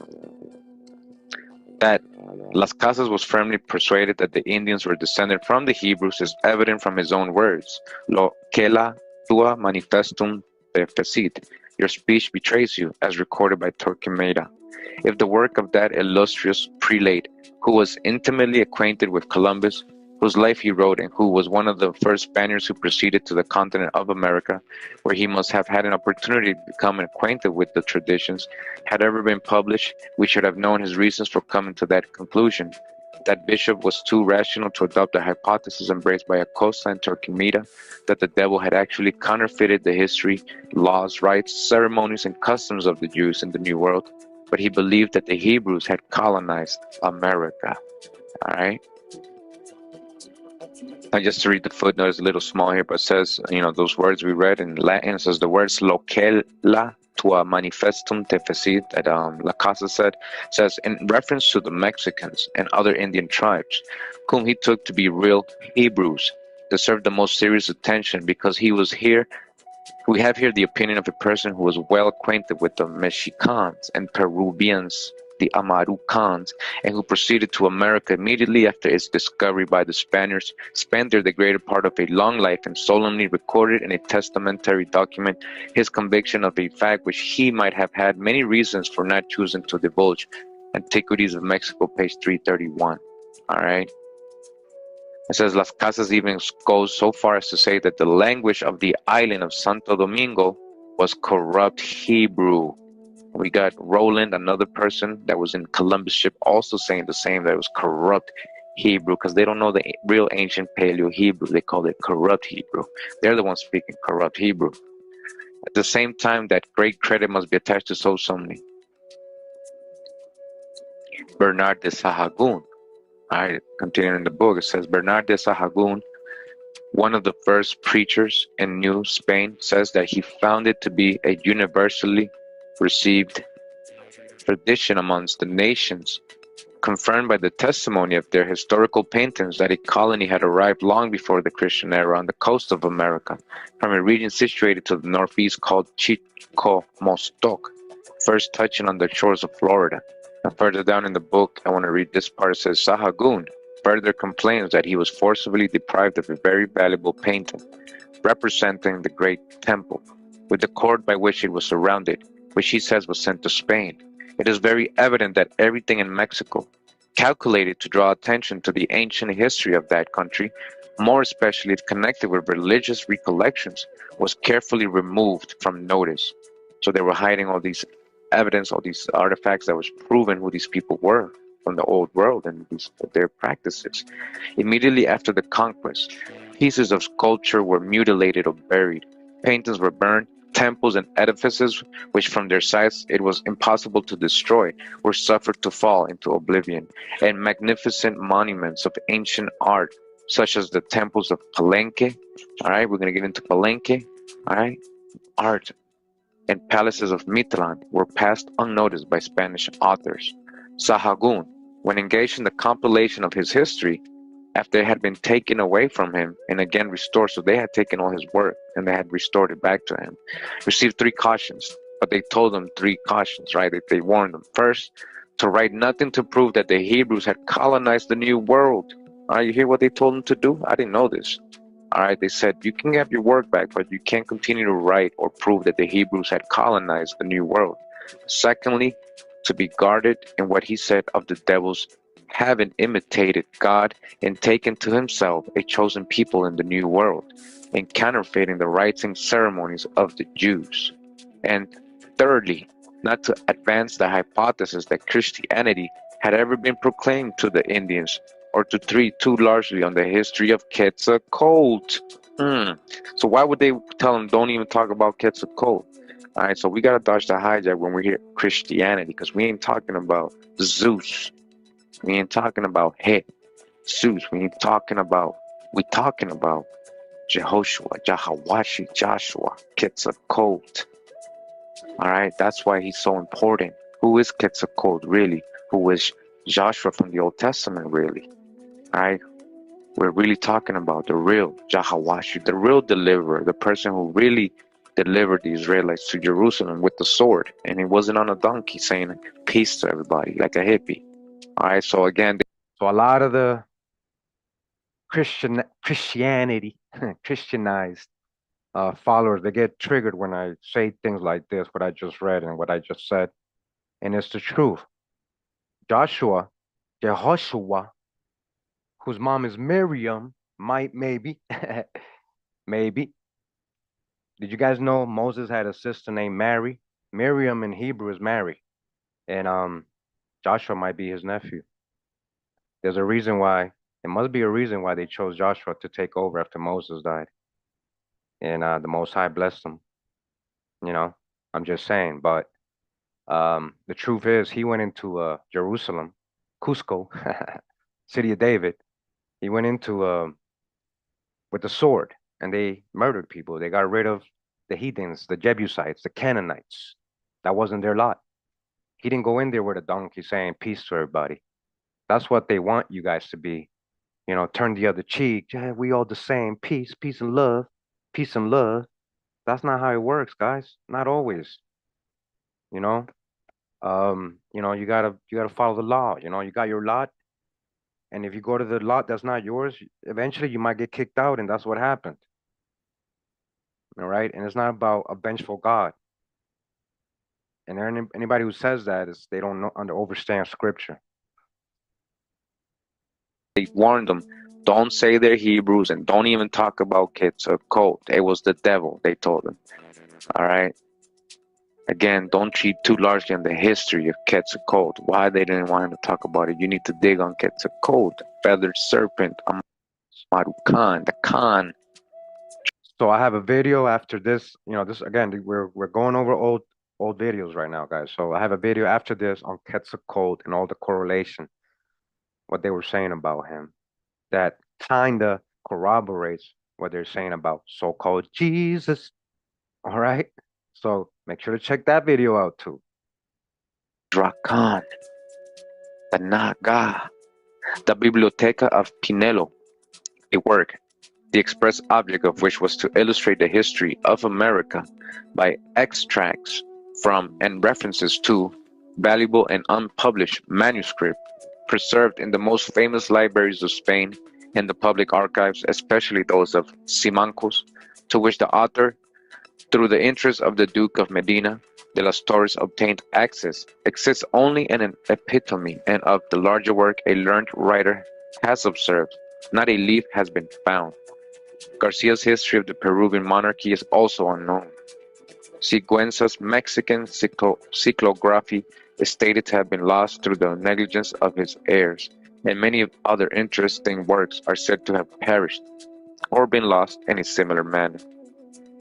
And most likely, a lot of these works are probably in the vault, the Vatican vault, right? Or just burned up. They didn't want people to ever get access to this. We just started getting access to all these books. All right, we didn't have access to any of these books before. It has been remarked before that the office of Royal Historiographer of the Indies does not appear to have been instituted solely for the purpose of promoting the cause of truth and the increase of knowledge. And it may be further observed that the Council of the Indies, which took cognizance of all writers treating of America, requiring that they should be previously to publication submitted to a strict censorship, with the power of recalling or prohibiting, even after the publication, any work they thought fit, proceeded in a diametrically opposite spirit. Antiquities of Mexico, all right, volume 6, we got that, all right. This is real work. This is real history. This is what they did. So, of course, if you're the invader, all right, you're going to be able to write history because you're the one who won, right? So you're going to make sure history gets written a certain way, all right? And here we are today. Continuing with the book, The 10 Tribes of Israel, historically identified with the Aborigines of the Western Hemisphere. And now we're talking about Boturini, another famous historian and explorer at that time. All right, so before we continue with Cavalier Boturini, which it was like the knight cavalier or caballero. His name was actually Lorenzo Boturini Benaducci, all right, historian, antiquarian, ethnographer of New Spain and Spanish empires and colonial dominions in North America. Is that really what he looked like? All right, born in Italy of noble parentage. All right, he studied in Milan and lived in Trieste and Vienna, and was a knight of the Holy Roman Empire. All right, we saw who was the Holy Roman Emperor, Charles V, and he was a brother, right? All right, so he's sending his foot soldiers over here. All right, so it says Boturini went to New Spain or America in 1736, like that area whole of southern Florida, Mexico, Central America, where he remained 8 years. During those years, he assembled a vast collection of paintings, maps, manuscripts, and native codices. He copied more than 500 pre-Columbian inscriptions and made his own drawings of monuments and sculptures, and he investigated the history of the apparition of the Virgin of Guadalupe on the hill of Tepeyac. All right, this was a native goddess, or it was more related to the Corn Mother, really. You know, into the history, go into the history of that. If you watch my corn videos, he traveled widely on his travels, brought together the largest collection of Mexican antiquities assembled to that time by a European. He had the largest collection of Mexican antiquities. All right, and it says called Idea de una nueva historia general, an idea of a new general history of the America Septentrional. All right, dedicated to our King, our Highness, and His Royal and Supreme Council of the Indies, by El Caballero, or the Cavalier Lorenzo Boturini Benaducci. All right, so this was published in 1746. All right, but real quick, we're just gonna go back to the other book. I'm gonna read about him a little bit. The 10 Tribes of Israel, historically identified with the Aborigines of the Western Hemisphere. And says the Cavalier Boturini, an Italian by birth, visited the new continent with a view to literary and antiquarian research. This Milanese traveler, observes Humboldt, had crossed the seas with no other view than to study the history of the native tribes of America. But in traversing the country to examine its monuments and make researches into its antiquities, he had the misfortune to fall under the suspicion of the Spanish government. After having been deprived of the fruits of his labors, he was sent in 1736 as a state prisoner to Madrid.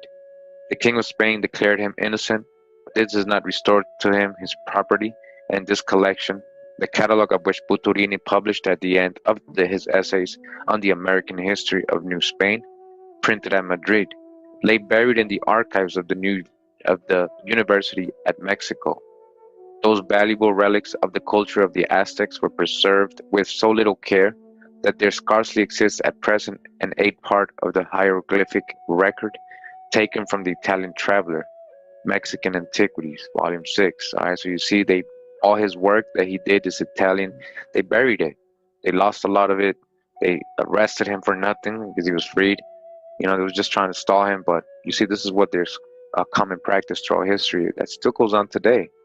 All right, so it says Buturini's small work entitled Idea de una nueva historia general, published in Madrid in 1746, notwithstanding his dedication of it to the king and his preliminary protest, which has 6 different licenses for publication prefixed to it, remains unpublished. All right, so again, this is the book that they said remained unpublished. Some of his collections some of that exists or that he was able to compile that was returned to him, because most of it was kept. They didn't give it back to him. So I just wanted to show and read a little bit from it. It's in Spanish. We're going to freestyle it. I'm going to translate it as I read it with you, just some parts, not all of it, just real quick so you can see what's the kind of stuff that's in this book. Why would it remain unpublished, until, later on, and still when it was published, they didn't tell us about it. I didn't know about this book until this week. So, all right. So we're on page 99 of this book, right? So we're gonna go ahead and translate what he was saying. Again, primary source. Hey guys, hey Square, if you're here to learn, that was great, man, and I hope you're being real with that. And the reason I went at you, I just want to explain, guys. I know a lot of you are not paying attention to the chat. I'm sorry to keep interrupting. Um, a lot of people, a lot of Pan-Africans, right? A lot of the Hebrew Israelite camp people, who are mostly Pan-Africans still, stuck on the whole West African slave trade. That's why they believe they're the Israelites, because they went through slavery. That's not the reason you're an Israelite, okay? That's not true at all. Well, anyways, they're the ones, a lot of the times they come up to me and say, well, yeah, the Indians are Gad, Gad, and that's it. And then they assume that everybody else came through the West African slave trade. So that's what I assumed you were saying, because you weren't specific. All you said is tribe of Gad. And when I see that, I'm like, oh, mm-mm. And that's why I try to correct you. And if I wasn't correcting you, then that's my fault. All right. Hey, King was just trying to do the same. All right. King likes to get his point across. He's not coming with, he was trying to help you understand something. He likes the debating. That's all good, man. Some of us like debating with others, and but it gets to the point where you guys just start arguing and not paying attention to the presentation. So my fault, man. If you're here to learn, learn, man. Okay, all 12 tribes are here. This is the true old world. And hey, Autumn Cast, you just said something totally pseudo. I'm gonna read what Autumn Cast said. Christopher Columbus said in his writings, the first people he saw were people who looked like Ethiopians. All right, Ethiopian. Ethiopian means burnt face, meaning melanated people. The Greeks had a reference to Western Ethiopians and Eastern Ethiopians, and then there was the 3 Ethiopias in medieval ages. Ethiopia, its etymology is not a landmass in Africa. That's not what it means. It means burnt face. Almost like reddish, copper, reddish people, copper colored people. Okay?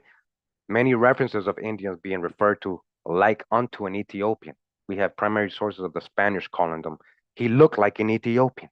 All right? So that doesn't mean a person in Africa. There's a deeper history with that word. All right? Autumn Cass also said Christopher brought Africans over with him to translate before the war was black. That's totally false. Totally false. Most of the people on his ship were Sephardic Jews, Muslims, and Spaniards, not Africans. The guy he brought for translation was Luis Torres. That was a Sephardic Jew, not an African. So it seems like you're new to my channel. We've gone over this information before. You guys got to stop with the whole generalizations and giving opinions that you're not sure of. All right, that's totally false way of interpreting history. That's not correct. He brought Luis de Torres. That was his interpreter. Google it right now. Luis de Torres. He was a Sephardic Jew. He wasn't from Africa. So now we're going to get a translation of another Sephardic Jew. Okay? Listen to what he was saying. This book is really old, guys. Remember Boturini's book, published in the 1700s. Well, he made it in the 1700s. They didn't publish it until later. And it says Origen de los Indios, or the origin of the Indians. And again, yeah, his name was not Christopher Columbus. His name was what was it? Oh, I already forgot. Sarco Fernandez. What was his first name? Oh man, I got the video. Just put Sarco, Carco, with my name on it, Kurimeo, and the video will pop up. Okay? He was a Portuguese Jew. He was a Sephardic Jew. And he was a Sarco. He wasn't Christopher Columbus was his trademark name, his franchise name, his business name. Let's hear what Bettorini has to say about the American Indian or the origin of Los Indios de Nueva España. New Spain. Yeah. All right. There you go. Salvador Fernandez Sarco. That was his real name. Salvador Fernandez Sarco. That's what I'm saying, guys. Do research. Don't just stay with what you heard. I'm a historian. This is my thing. I'm not just here making up things. I'm showing you sources every time. All right. So he continues, says, as thin or as weak be the first conjecture to suggest what types of words of the Indian language could be Hebrew, Egyptian, or Chaldean. All right, so he found similarities between these languages and the Indian. That's why he's pointing it out. All right, it's a lot of translating to do, but if you guys want to go ahead and do that on your own. But I just wanted to point out certain parts again of this book. So I'm in page 110, and it starts talking about the calendars they found. Boturini starts breaking down the calendar that he studied, like the Toltecan calendar, which is older than the Aztec, and very similar to the Olmec, and very ancient as well. So he starts breaking it down what he finds, and then there's like a map in the calendar. All right, so and as the original in power of the caciques or the chiefs of their lineage, confesses this author that with their help he was able to write both stories of the Tolteca and Chichimeca. All right, and he goes on to say, which I have in my archive. So he has this. All right, Boturini. It says then that because of the reference original map, Toltecan map, are memories and antique memories, in particular one of the confusion of languages and the Tower of Babel, Torre de Babel. Again, in particular, the confusion, la confusión de las lenguas de la Torre de Babel. Que sucedió, or that happened, suppose the Toltec calendar in the year Setepalt, Pedernal, that's when it happened, en cuya ocasión, or in that occasion, by 7 Toltecos that assisted in the fabrication of said tower. Seeing that they no longer understood the rest of the people, they separated with their women and children. And then, after having pilgrimaged in Asia, some of these senios, it says, I'm not sure what that means, that was called Huetzlipocitle, finally arrived in the lands of New Spain, or America, that then was called Anahuac. Anahuac, all right? That's what it was called. What they're saying, New Spain or Mexico, Anahuac. That was the empire, Anahuac. Anahuacan, Anunnaki, Anunnaki. Oh, uh-oh. All right. And it says they were traveling until they reached Tula, right? Tula or Tola, named after Tola, a son of Issachar. And they stopped, which became their empire there in Tula, in Mexico. All right, that ancient ruins of Tula. All right. All right, again, so this is Lorenzo Boturini's book from that time, The 10 Tribes of Israel, historically identified with the Aborigines of the Western Hemisphere. At this distance of time, when the state of the world is so different from what it was in the 16th century, it may not be readily conceived how easy it was for the Council of the Indies, through the power vested in it, of permitting or prohibiting the general circulation of all writings relative to America, to keep the rest of Europe in a state of darkness, respecting the history of the new continent, to keep the Europeans, the rest of the world, from knowing who we really were. For 3 centuries, those who successfully composed that council exercised their function as censors with the greatest vigilance. If powerful patronage or inadvertence on their part suffered in the first instance any obnoxious work to appear in print, it was sure soon to be recalled. Thus, the history of the Indies by Gomara, dedicated to Charles V, and the conquest of Mexico by the same author, dedicated to Don Martin Cortes, son of the celebrated conqueror, became prohibited books. They became prohibited books soon after their publication, but there were other works against which a silent war was waged in Spain. Continuing the book, The 10 Tribes of Israel, historically identified with the Aborigines of the Western Hemisphere. And now they're talking about Garcia, a famous historian explorer. Says Garcia in his famous treatise on the origin of the Indians says on the 232nd page, introduction to the third book, many have supposed that the Spaniards generally who reside in the Indies believe that the Indians proceed from the 10 tribes who were lost in the time of Salmanazar, king of Assyria, of whom Rabbi Shimon Sugati, who is named Sincha by Bartolosia, says, nothing is certain nor is it known where they dwell. This opinion is grounded on the disposition, nature, and customs of the Indians, which they found very similar to those of the Hebrews. All right, Hebrews. And although some learned men are inclined to assent to such a belief, I, nevertheless, have bestowed great diligence upon the verification of this truth. All right. So he says he's done his research. All right. I can affirm that I have labored in this more than any other part of my work.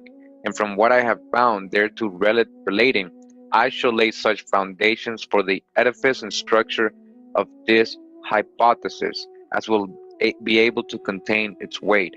The entire of Garcia's third book of the origin of the Indians treats accordingly of the likeness which in their laws, their customs, their moral qualities and habits, their ceremonies, sacrifices, and inclinations to idolatry, and even in their early history, the two nations bore to each other.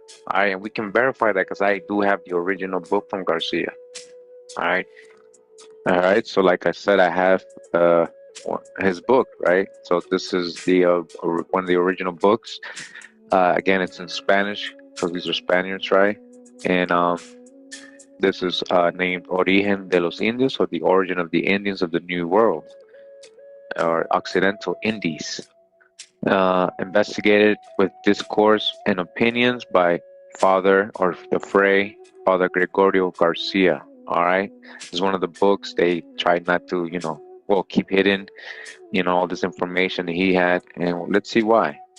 Like the guy told us in the other book, right, that we were just reading, he told us that if you look at Garcia's third volume, which is, I have all those volumes in this book that I have here. They compiled all the volumes together. So this is Libro Tercero, or the third volume, right? And I'm just going to zoom in. I know it's going to look blurry, but all right. And chapter 1 of this volume 3, what it says here is de la quinta opinión, or the fifth opinion, en que se prueba, in which we prove that the Indians proceed or descend from Hebrews, los Hebreos, de los 10 tribus of the 10 tribes que se perdieron, that were lost, that had gone missing. All right, that's how he starts out chapter 1 of his volume 3. So again, a lot of So this first writing is basically what we just read in the other book, how he affirms how he did his diligence, even though people may rejected this overwhelming evidence. A lot of the Spaniards that were settling down there, he says, they were saying that these are the lost 10 tribes, los 10 tribus perdidos. All right. All right, so let's go back to the other book. This person's letting you know what's in here. All right. Lord Kingsborough in his works also grabs some information from Garcia as well. In the first chapter, he criticizes the passage of the apocryphal book of Esdras, which induced the Jews themselves to think that they had colonized America, and others to treat with grave attention that singular history. The manner in which they had crossed from one continent to another was also a subject of discussion. In the sixth chapter, which is the most curious of all, he institutes a comparison between Jewish moral and ceremonial laws and those of the Mexicans, and shows how nearly they agreed. In the seventh, he compares the Hebrew language with that of the Indian idioms, and in the eighth, he replies to some suggestions of Acosta. So I just want to show you that we do have this, and it is written here. This is his history. These are in the archives. We have access to this, and he did write a whole chapter to prove that these are the 10 lost tribes. All right, Gregorio Garcia.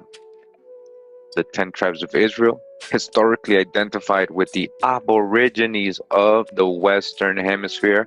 So we continue in the book, the 10 tribes of Israel, historically identified with the aborigines of the Western Hemisphere. And when in this chapter, that's all about Quetzalcoatl. All right.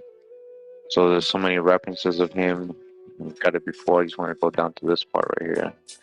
So it says Extracts from Antiquities of Mexico, Volume 6. Says the Mexican deity Quetzalcoatl was to their belief born of a virgin, a native of the city of Tulan. So a virgin from Tulan.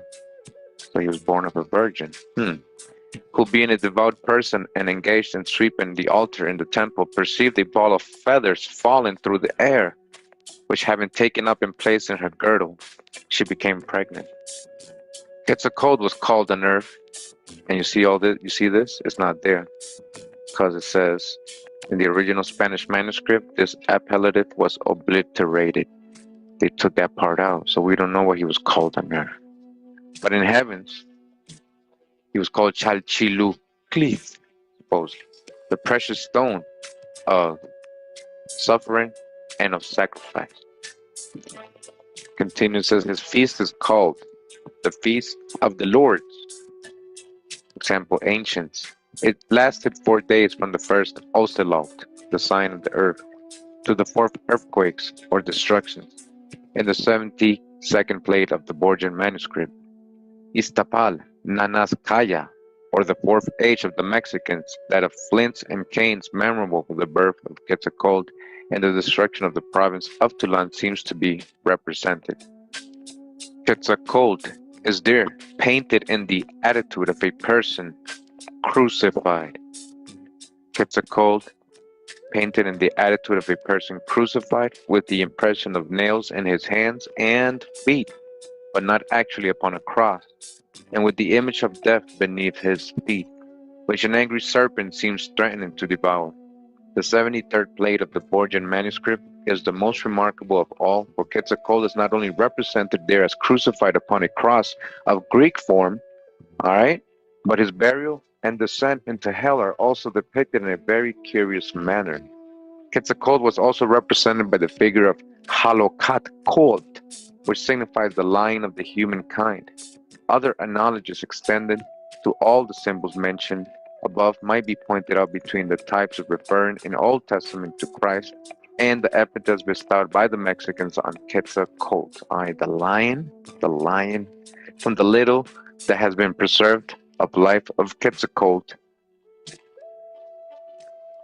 it would appear, adds the commentator, that he was very anxious to verify in his own person some of the ancient prophecies relating to the Messiah, and that for this purpose he went about studiously performing certain actions by which they might appear to be fulfilled.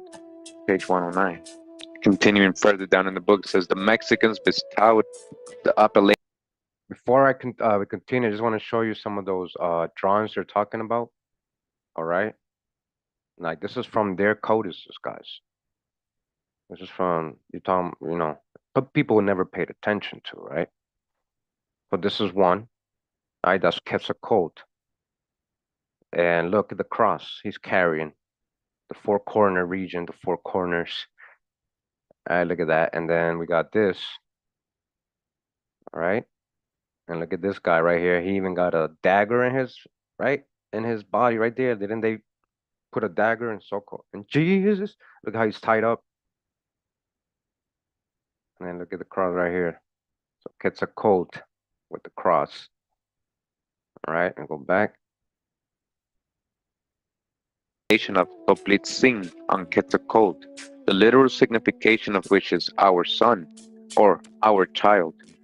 That proper name being compound of to, our, and pitzling, boy or child, and as so called by the cognate terms of pil tositli and pilsinting, and it may not unreasonably be assumed, since analogies which are numerous and not isolated as their number increases, increase also in the ratio of the probability, not only that the Mexicans were acquainted with Isaiah's famous prophecy, but to mark their belief of the accomplishments of that prophecy in the person of Quetzalcoatl, that they name him Toplintzin, no less on account of his having been born of a virgin, of the daughters of men, than because another equally celebrated prediction of the same prophet declared that he should receive a name from that very circumstance. Therefore the Lord himself shall give you a sign. Behold, a virgin shall conceive and bear a son, and shall call his name Emmanuel. And the proper name Toplitzin does indeed bear significance corresponding to God with us, which means God domesticated amongst men. And the full force of the expression is preserved in the term Toplitzin, which might be interpreted the Son of Man. For the Mexicans believed that Quetzalcoatl took human nature upon him, partaking of all the infirmities of man, and was not exempt from sorrow, pain, or death, which he suffered voluntarily to atone for the sins of man. They also believed that he alone had a human body and was a corporal substance, a notion which he can only wonder whence it could be arrived. Antiquities of Mexico. All right, so we know we gotta dodge the Christian views and stuff of these people, but they had the origin. Which one is the origin story is what we're trying to let you know. And is this, are we talking about Zeus or are we talking about Jehoshua? All right, get your code. All right. All right, so real quick, going back. All right, we're talking about a real person. We're talking about Seakal Pilsin Quetzalcoatl. It's a mythologized figure appearing in the 16th century account of Nahua, where he is identified as a ruler in the 10th century of the Toltecs. So even though they say mythologized, he was actually real. In their codices, they don't see it as a myth. They say he was one of the kings. So when we're talking about 10th century Middle Ages, it kind of correlates with our research about when biblical things really were happening. Like when did Jehoshua or Moses, all these people live? Was it really in BC times or was it in the Middle Ages? A lot closer than we think. And based on the information of, the false chronology we live in, it makes more sense and it correlates. Yeah, Quetzalcoatl, the virgin, birth, and this guy who is being referred to and how do you say compared to Jesus, with all these Christians, that came and just started reading his stories, like, wow, he seems like he was Jesus because they had a Christian point of view. They will come with a Christian background, but understanding that this is a true world and our chronologies are messed up, and you use your discernment, you start seeing the bigger picture. Okay, Tolpizin Quetzalcoatl was the lord of the Toltecs in their major city, Tolan. Again, Tola, son of Issachar, right? Or am I making that up? Son of Issachar. Let me see if I'm making that up. Tola, Tolan, Tola. According to the Bible, Tola, all right, was one of the judges of Israel. So he was from the tribe of Issachar. So it says his name means crimson worm or scarlet tuft, the son of Pua, and the grandson of Dodo from the tribe of Issachar. Tola, that's the hijack with the whitewash stuff. Tola, right? Tolang. They came from Tula. Tola was named after Tola from the Bible, yes, of the tribe of Issachar. All right, we're not done. Let's keep going. Hold on.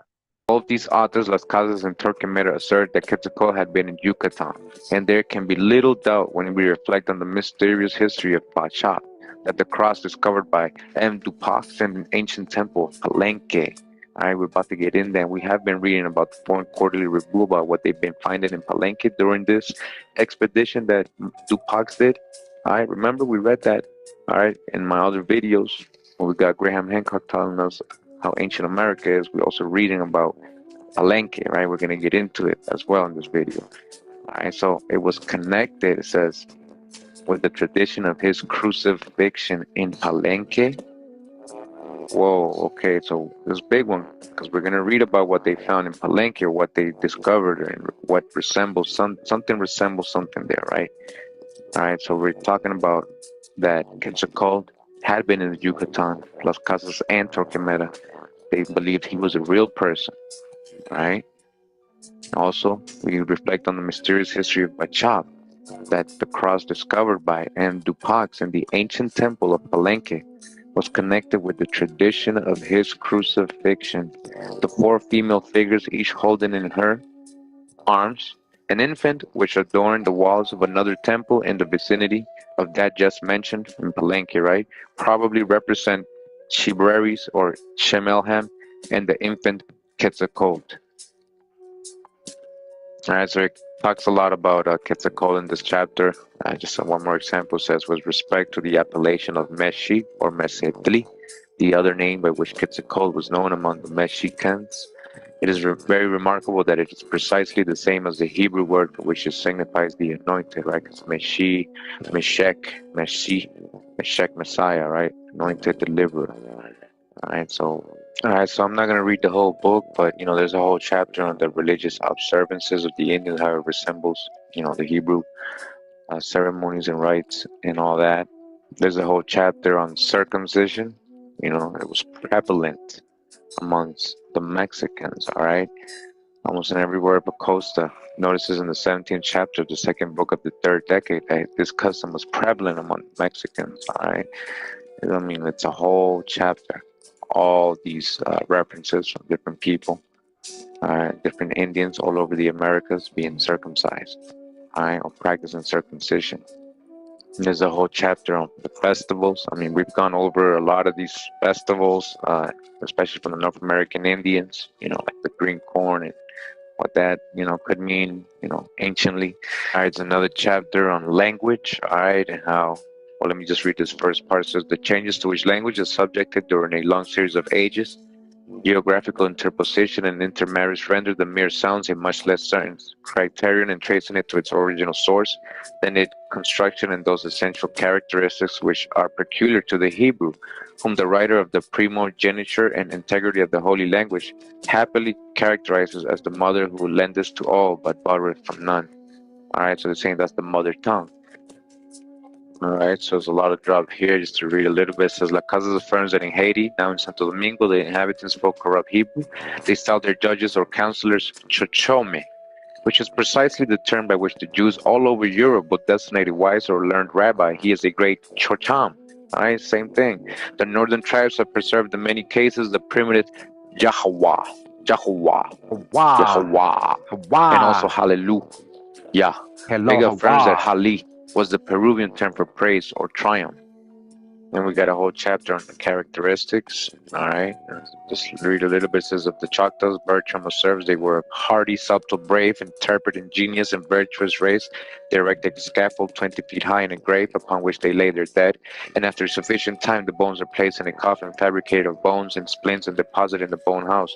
The relations and the multitude follow with united voices and alternate hallelujahs and lamentations. Bertram's Travels, page 514.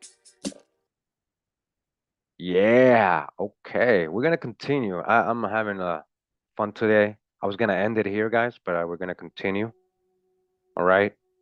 We're gonna address so far what we got. Hold on, hold up. I hope you guys not in a hurry. I'm not in a hurry today. Um, hold on. Gonna get another book ready. I'm gonna get another book ready.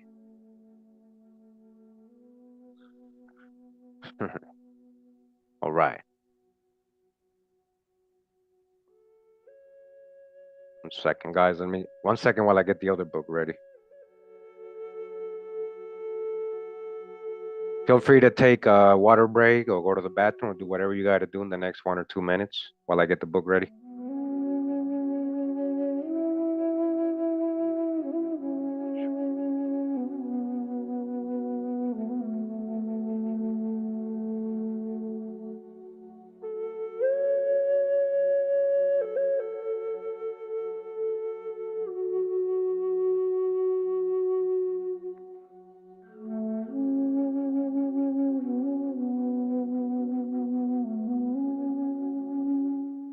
And Eva does have a point. There was a reason why our ancestors embraced Christianity so much because they were telling them it's the same thing, it's the same God, you know.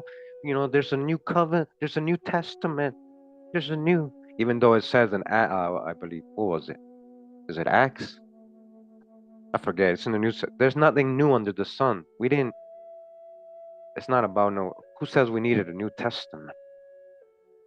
But there's a reason why a lot of our ancestors chose Christianity and Catholicism. When they were indoctrinated, they came here and they're like, hey, it's the same. And they were already praying Indians. They were already worshiping the Most High, the Great Spirit. And so a lot of times it was by force. And eventually they just gave in, and they still worshiping the Most High. They thought, but people come with their hijacks and stuff like Deuteronomy 28. They came with their gods of stone and metal. They came speaking a foreign language. They came. They came. They didn't bring us. They came.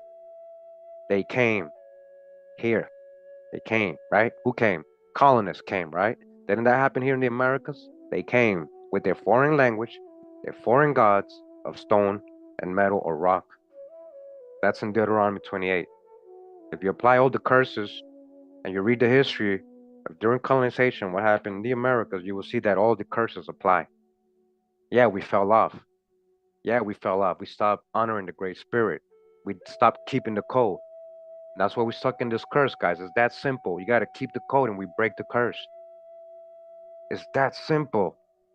A lot of us ain't ready to keep the code truly. We're too comfortable in our modern day lives to keep the code the right way.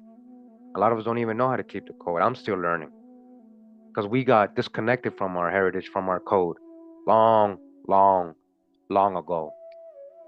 And they put religion, they brought religions to us. Religions, indoctrination.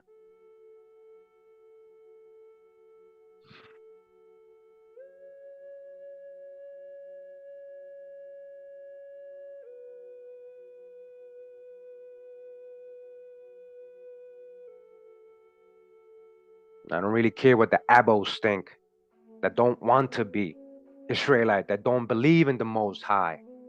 These are people that don't believe in the Most High. Oh, we're not Israelites. All they do is ancestor worship. It doesn't nowhere in the Bible it says, or in the Torah says, to worship anywhere or any in the history of American Indians. They said that they worship their ancestors. They gave thanks to the Great Spirit. They honored and remembered their ancestors, but they didn't worship them. This ain't about ancestral worship. Just gonna translate this book real quick. All right, this is from what time?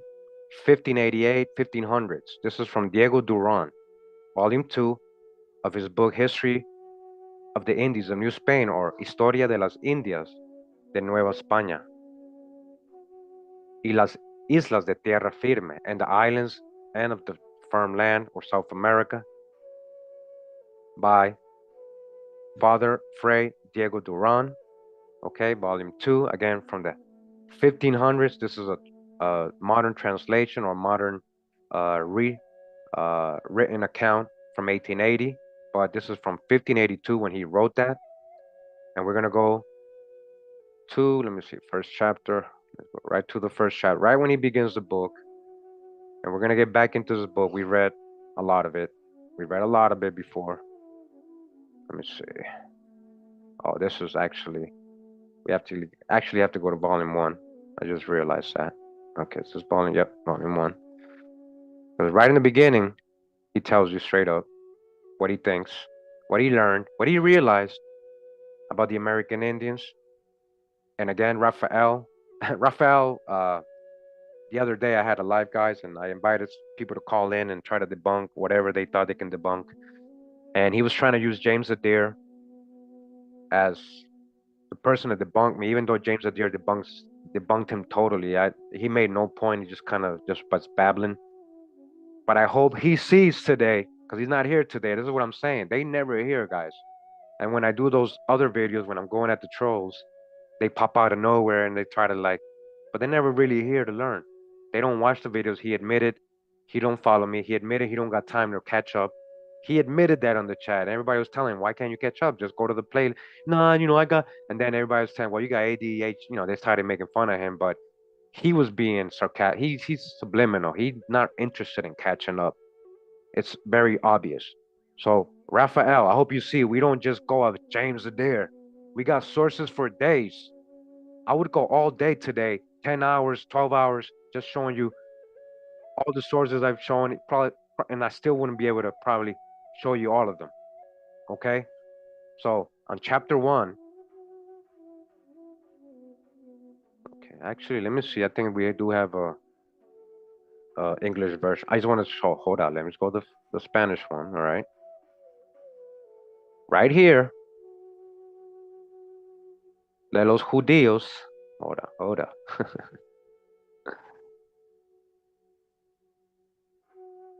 They were naturally Jews and Hebrew people, judíos y gente hebrea. What is he talking about? I'm going to go to the English version, okay? See if we can find it.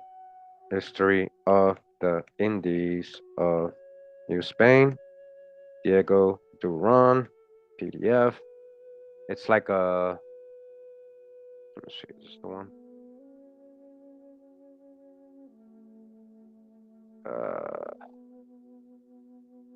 The history of the Indian. This might be it. Let me see. This might be an English version of it. And we're gonna borrow it. These books, like right here, these very revealing books, you can't download them. They make you borrow them for an hour. And now what they're doing now to me in archive, now they're not even letting me borrow them. It says unborrowable. Like most of the books now, now that they see what I am doing, Drop is doing, and many others are doing, going into the archives, they're like, uh-oh, whoa, you weren't supposed to be reading this. Not, it wasn't for you. No, whoa. What did they say? Put it in a book. Keep the truth from the so-called black man, right? Well, keep the truth from the so-called chosen, the true chosen, right? So it says here Aztecs. I don't know why it says Aztecs. They're not Aztecs. The History of the Indies of New Spain by Fray Diego Duran, translated. All right. All righty. Come on. If not, we'll go to another translation because I got a lot of translations. All right, hang tight with me, guys.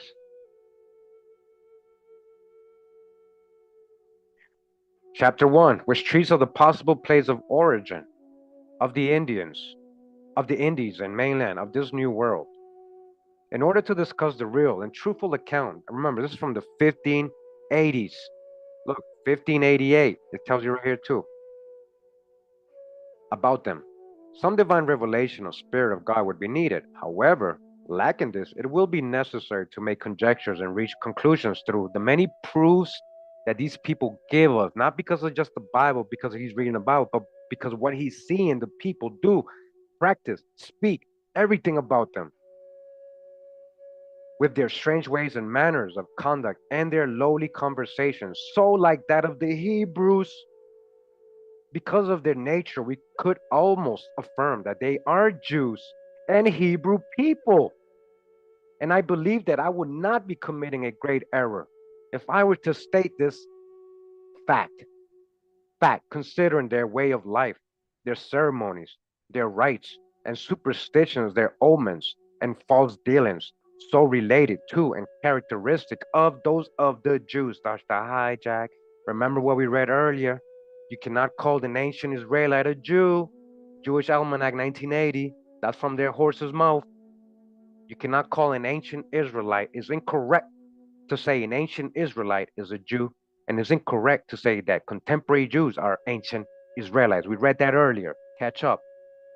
The Holy Scriptures witness of this, and we shall use it as our testimony. He's going to compare with the Bible, not that he's only using that. He's comparing what they are doing in front of him, Raphael. That's the point you were missing that day, a couple of days ago. All right?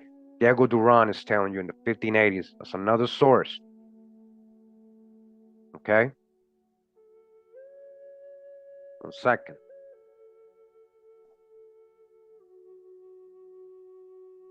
All right, real quick. Hold on, guys. Where am I? There we go. Okay. So last Saturday, we began a book that I hadn't read to you guys. This is the book here, and it was called The 10 Tribes of Israel, or the true history of the North American Indians, showing that they are the descendants of these 10 tribes, by Timothy R. Jenkins, not James Adair. How many sources have I shown you guys today? Why didn't they show us at least one of these growing up in school, guys? Why didn't they show us none of these things? If I grew up knowing this, I would have been a different person. I wouldn't have been into the hijack of Pan-Africanism or that out of Mesopotamia over there falseness that Raphael's still stuck in. He never read any of these books. This is from 1883. He's from Springfield, Ohio. Okay? And we're going to continue where we left off last week, Saturday. So if you missed last week's Saturday's video, make sure to catch up on that when we're done today. All right? So again, more icing on the cake, more corroboration, more proof. All right? It's nonstop. It's nonstop. It's nonstop. I got sources for days over people's conjectures and beliefs. All right? Why didn't they show us these books when we were growing up? There's a reason for that. There's a reason they preach out of Africa theories. There's a reason they want you to believe that, and you fell for that, and you're still falling for that. There's a reason they didn't show us these things. It says here, the known religious rites and ceremonies of the Indians. To adopt the language of Father Charlebout, nothing has undergone more sudden, frequent, or more surprising revolutions than religion. When men once have abandoned the only true one, they soon lose sight of it and find themselves entangled and bewildered in such a labyrinth of incoherent errors, inconsistencies, and contradictions that there often remains not the smallest clue to lead us back to the truth. One example, the Buccaneers of St. Domingo, or Santo Domingo, right? That's either St. Domingo, Haiti, or Santo Domingo in the Dominican Republic, because there was two. There was two. There was two different. There was one in Haiti and one in Dominican Republic, and both in the island of Hispaniola. Both of these countries are in the island of Hispaniola, who profess to be Christians, but who had no commerce. All right, these were new Christians. These Buccaneers, you guys know, right? The pirates, the Buccaneers, Sephardic and Moorish people, crypto Jews. They were new Christians or converts, conversos, Marranos, but who had no commerce except among themselves in less than 30 years. And through the sole want of religious worship, instruction, and an authority capable of retaining them in their duty, had lost all marks of Christianity except baptism alone. Had these people continued only to the third generation of their grandchildren, would have been as void of Christianity as the inhabitants of Terra Australis or New Guinea. They might possibly have reversed some ceremonies, the meaning of which they could not account for. However, our wandering tribes of Indians have in a most surprising manner, bordering on something rather supernatural, preserved so many essential parts of their original plan of divine worship, and so many of their primitive doctrines, although they have at present almost wholly forgotten their meaning. All right? They sing Yahweh, but they don't know what it means, a lot of them. They say, hey, hey, hey, but they forget what it means. They forget who they are. And a lot of the people singing it in the reservations, they don't even understand the origin or why or part of the original people who came up with these words and traditions and stuff. As to leave little doubt of their great force, They are far from being idolaters, although many good men, from want of knowledge of their language and often having communion with the most worthless part of them, without making any allowance of their local situation and circumstances, have given terrible accounts of these children of nature. All right. That's, when they were calling them savages and, oh, they were worshiping and sacrificing. Gosh, the hijack, that's what he's pointing out. And that is not to be wondered at. For many of our worthy, overzealous, and pious Europeans and some white Americans deeply afflicted with sense of their unhappy state and feeling the importance of the gospel to them have unwisely gone into the woods to them without a proper and preparatory education for so important an undertaking. And that's something we're still doing today. Like Raphael, without proper and preparatory education, Raphael, you don't have proper and preparatory education for such an important undertaking, and you're trying to come debunk me with nonsense. I mean, without understanding their language or being well acquainted with their manners, customs, and habits. Nay, not even making themselves acquainted with their religious prejudices, or by taking sufficient time or using proper means to gain their confidence. To people so ignorant, Raphael, of what they ought to have known, and wholly trusting to a heathen interpreter, unable to feel or express the nature of things, and having to deal with most jealous and artful people, rendered so by the experience of more than a century, by the continual impositions and oppressions of the nation to which their visitors belong. It is quite a natural thing that they were often, at first, despised by the Indians, and then made a mere butt for the most worthless or frightened and laughed at. Hence, the Indians have often, in a frolic, dressed themselves in the most terrific manner, and made the most frightful images, with every kind of extravagant emblem about it, to alarm and terrify their newcomers, of whom they thought so lightly. We speak now principally of their light, bad people who inhabit around or near our settlements, that as a people they are sensible of propriety and are careful observers of character, is well known to those who have been long conversant with them. All right, just one second, guys. I want to just say thanks to a couple people here. I think I saw. Yeah. Okay. Ms. Ruby, thank you. Welcome to the club. Really appreciate you. All right, and I think I saw somebody else. Coke, Jill's, Matt, Leodo of the Mingos. Hey, the Mingos, huh? Welcome, brother. I know you've been following me for a long time. I appreciate your support always. The Mingos. Hey, I've been learning about the Mingos, and I know they were like kind of up there with the Wyandots and the Iroquois Confederacy, but it seems that they were Saponis that had gone up there, Saponi Indians, and those were the Mingos. I don't know if you knew that, but we kind of read it one day. Uh, but I have a future video on all this. Okay, welcome. Thank you. Thank you for the support. Um, we're gonna continue. It says we speak now. Sorry, that's not where we were. That as a people they are sensible. Okay, we know that. It is a fact, well attested, that a preacher went among them before the Revolutionary War, and in a sudden discourse to them began to tell them that there was a God who created all things, that it was exceedingly sinful and offensive to him to get drunk or lie or steal, all which they must carefully avoid. They answered him, go about your business, you fool! Do not we know that there is a God as well as you? Don't we worship the Great Spirit? Go to your own people and preach to them. For who gets drunk and lies and steals more than the white people or Europeans? Who brought that? Who brought that? Who brought that to them? Fire water. Who brought that fire water? Yeah, it messes us up. Fire water and Indians don't mix. I had to learn that the hard way all my life. I had to learn that the hard way, right? Let go of that liquor. In short, if the Indians form their idea of us from the common traders on land, speculators, and the common people with whom they usually have to do, they will not run into a greater error than we do when we form our ideas of the character of Indians from those who generally keep about our settlements and traffic with the frontier inhabitants. The Indians are filled with great spiritual pride. We mean their chiefs and best men. They consider themselves as under a theocracy and that they have God for their governor and head. They therefore hold all other people comparatively in contempt.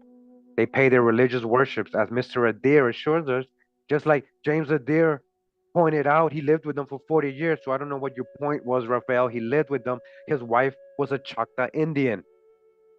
That's a first-hand account. He's not using the Bible. He's using his experience while he lived with them for 40 years to determine they were Israelites. Mr. Deer assures us, and he has a great opportunity of knowing to lok ishto, holo abba, or father, right? That means father in Hebrew, right? That was the Indian word too, or the great beneficent supreme, Holy Spirit of fire, who resides above the clouds and on earth with unpolluted holy people, his chosen. They were never known, whatever some Spanish writer may say to the contrary, to cover their own bloodthirsty and more than savage barbarity to the natives they found in Mexico at their first arrival among them. Not all Indians were the same or sacrificing, and that sacrificing thing was very um, over exaggerated, guys. A lot of time they were sacrificing fruits, first fruits and stuff, not humans. To pay the least perceivable adoration to images or dead persons, or to celestial luminaries or evil spirits, or to any created beings, whatever. He's letting you know, yeah, just because some of them in Mexico did doesn't mean all of them did. Their religions, ceremony, or ceremonies are more apt of the Mosaic institution than of pagan imitation. Okay? Mosaic than pagan.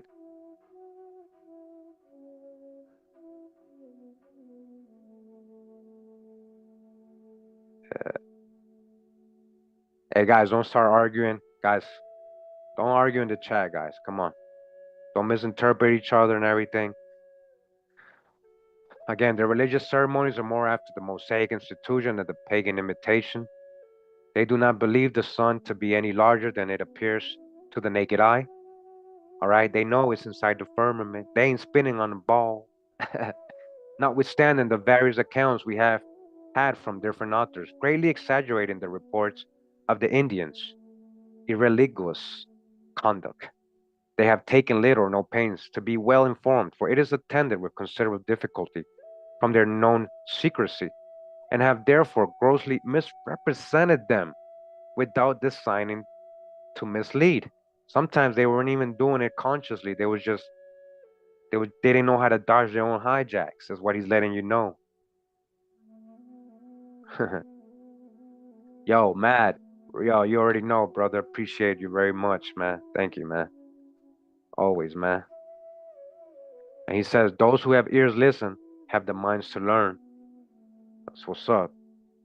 Historians are not to be trusted as to detailed accounts of these people with whom it seems to have been previously agreed among themselves to charge with being red savages and barbarians, while the Indians in return consider as European savages and accursed people those who thus traduced them. Readers should carefully examine into their means of knowledge, their connection with the Indians, and the length of time and opportunities they enjoyed in a social intercourse with them. Difficulties, and those very great, have arisen from the impracticability of a stranger being well informed, particularly arising from he unconquerable jealousy and great secrecy and everything relating to their religious character. Again, historians are often fond of the marvelous and are apt to take up with any information they can get without examining its source, and are too apt to make up strange stories, conjectures to answer their private purposes or to cover base designs. This is fully exemplified in the abominable false accounts published by the Spaniard relative to Mexico on their first conquering, or rather carrying destruction and bloodshed through the fine country to gratify their covetousness and bloody dispositions when they had not the least foundation and truth for their diabolical accounts. All right, so again, I just showed you, right, Diego Duran. Not all Spaniards who came were like that. Him particularly, Diego Sahagun. A lot of them were telling you these were Hebrew people, right? What did he say?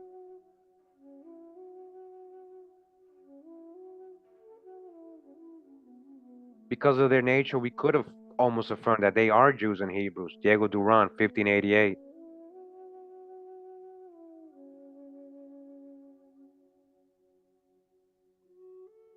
So because they were here to invade, murder, relocate people, take the land, they would make up a lot of things, is what he's saying, for their diabolical accounts. Adair assures us from the experience of 40 years, again, 40 years living with the Southeast Indians, Southeastern Indians. Are you from the Southeastern tribes? And yet you say you're not an Israelite. There's a lot of things that your grandparents might have not known in the 1900s or remembered or even knew, especially if they're stuck into Christianity, assuming that the true Holy Land and all Jews and Hebrews are over there and that the Israelis are the actual Israelites. Come on, man. Adair assures us from the experience of 40 years, he can say that none of the various nations from Hudson's Bay to the Mississippi have ever been known by our trading people to attempt to form any image of the Great Spirit whom they devoutly worship. They didn't have idols. They never pretend to divine from anything but their dreams, which seems to proceed from a tradition that their ancestors received knowledge of future events from heaven by dreams, just like Job 33. Dupratz had a particular intimacy with the chief of the guardians of the temple and nation near the Mississippi. Volume 2, page 173. He says that on his requesting to be informed of the nature of their worship, he was told that they acknowledged a supreme being, whom they called Koyokop, Chil, or Great Spirit, or the Spirit infinitely great, or the Spirit by way of excellence, His Excellency, the Most High. That the word chill in their language signifies the most superlative degree of perfection, all right? So just chill. Want to be perfect. Try to get to a degree of perfection. Just chill. And it's added to make the appear as a wa, in fire, and wachil is the supreme fire or the sun. Therefore, by the word koyokopchil, they mean a spirit that surpasses the other spirits as much as the sun does common fire. The guardian said that the Great Spirit was so great and powerful that in comparison with him, all other things were as nothing. Again, most high over everything, MHOE. He had made all that we see. He made everything, all that we can see and all that we cannot see, even the things we cannot see. He was so good that he could not do ill to anyone, even if I had a mind to do it. All right. Let me see the chat, guys, because I see you guys are going off topic. If you just joined us and you just started chatting and you're going off topic, I'm going to tell you, please stay on topic, because then it leads to people getting distracted in the chat.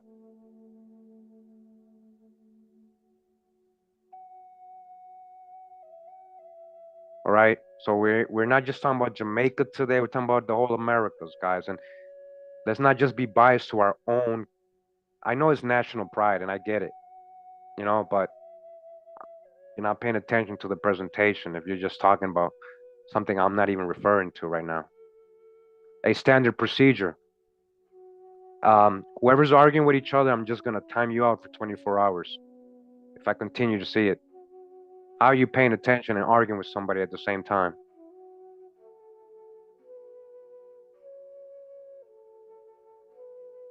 I'll wait until standard procedure and the other person is done arguing. Let me see.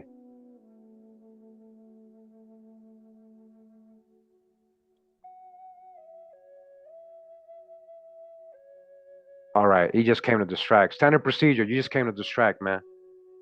I'll put you in 24 hours. I give you 24 hours. If you come back on my chat like that, then I'm gonna hide you, man. All right, you got your 5 minutes of fame. You just came to argue, everybody. I just realized that. Okay. It's hard for me to pay attention to the chat and read at the same time, but I'm watching with the corner of my eye. There's people that are actually interested in this info. Nobody's trying to debate or argue with anybody here. That's a herd troll. Go be a herd troll somewhere else, man. We don't got time for that.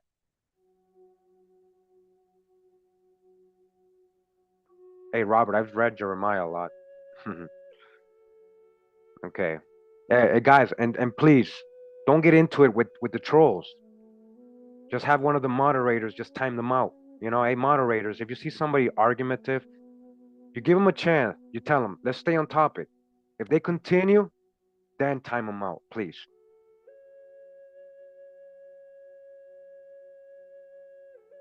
Hey, Miss Ruby, I appreciate you trying to, but let's don't entertain people like that, please.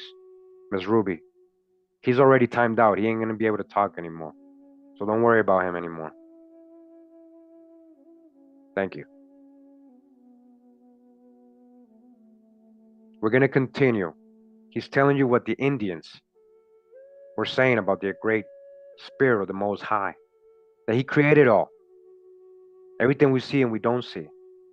He was so good that He could not do it ill to anyone, even if He had in mind to do it. They believed that the Great Spirit had made all things by His will, that the little spirits who are His servants, or His angels, or dracons, might be His orders, have made excellent works in the universe, which we admire, but that God Himself had formed man with His own hands, the framer and the shaper. Wow, that's what it literally means to frame, to shape, to mold, to form. They called the little spirits free servants. That those spirits are always before the Great Spirit, ready to execute His pleasure with an extreme diligence.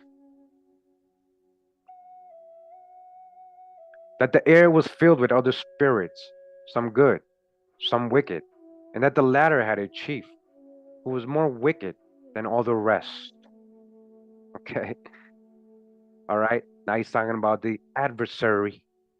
That's what other people be following, the adversary. Hey guys, you're interested in getting to know me?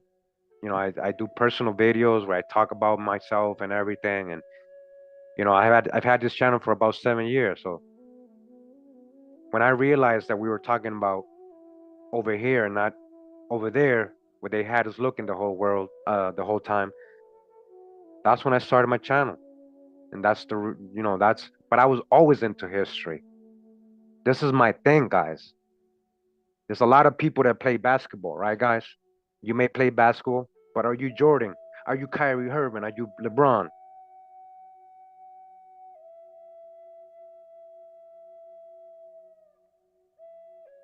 People got their lanes, guys. This is my thing. I've been into this since I was a little kid. History was my favorite subject.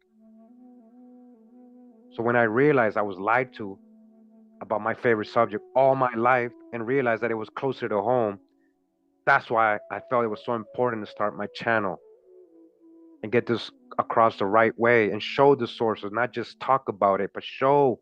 That way people don't have doubts and don't try to, debate, and they still do though, unfortunately.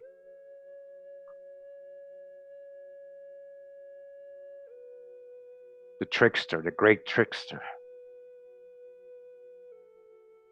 I just said little spirits could be the angels.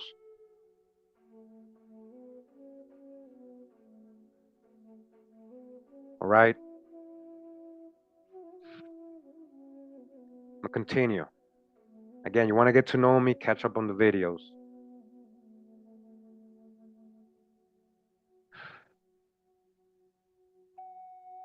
He was asked then, how did God make man? So they remember, they're asking an American name. This is old.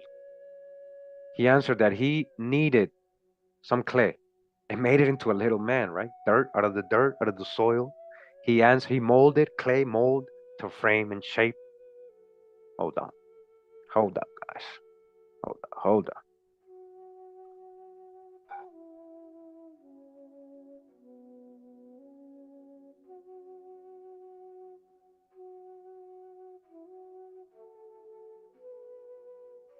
Hawa the creator. A highly prominent name is that of Hawa. It was the most ancient name for the creator and is easily identified from a Hebrew word meaning to form or to mold. To form or to mold.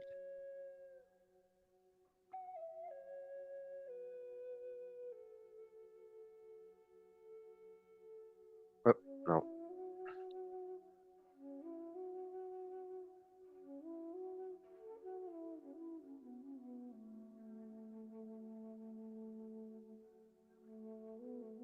People keep telling me, no, it's not Hawa, it's Yahweh. It's Yahweh. Jawez from 1869. It's a hypothetical reconstruction of the pentagram. JHWH. Hypothetical. That's what they tell us. It says, see Jehovah. There's no J's and V's in Paleo Hebrew. Based on the assumption that the tetragrammation is the imperfective of the Hebrew verb wa, the earlier form of heya, the earlier form of heya, which is was in the sense of the one who is, the existent, the great spirit.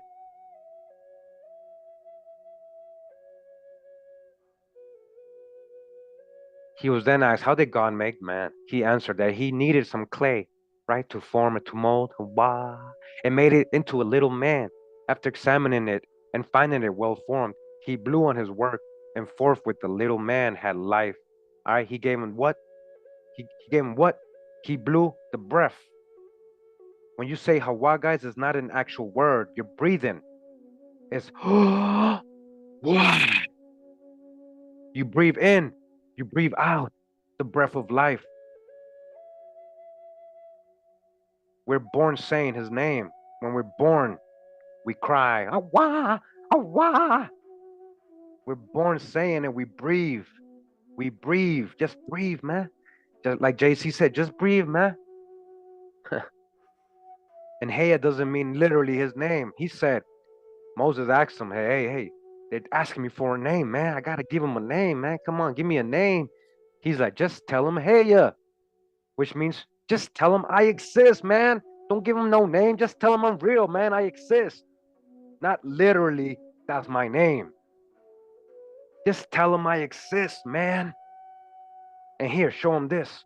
Is the rock with the 10 Commandments. Tell him to follow this. Keep the code. Just tell them I exist for them to keep the code. No names, no idols. Not about just names. Just breathe.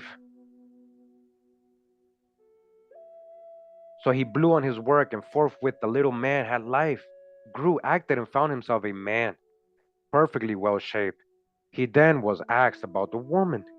He said probably she was made in the same manner as the man, but their ancient speech made no mention of any difference, only that man was made first. Uh-oh. Was it? Was there one or two creations? Something we're investigating. Page 174 says the Indians also agreeable to the theocracy of Israel think the Great Spirit to be the immediate head of their state, and that God chose them out of all the rest of mankind, chosen people, and his peculiar and beloved people. So, chosen people and then Gentiles. That's it. that's what's in the Torah. It's not about color.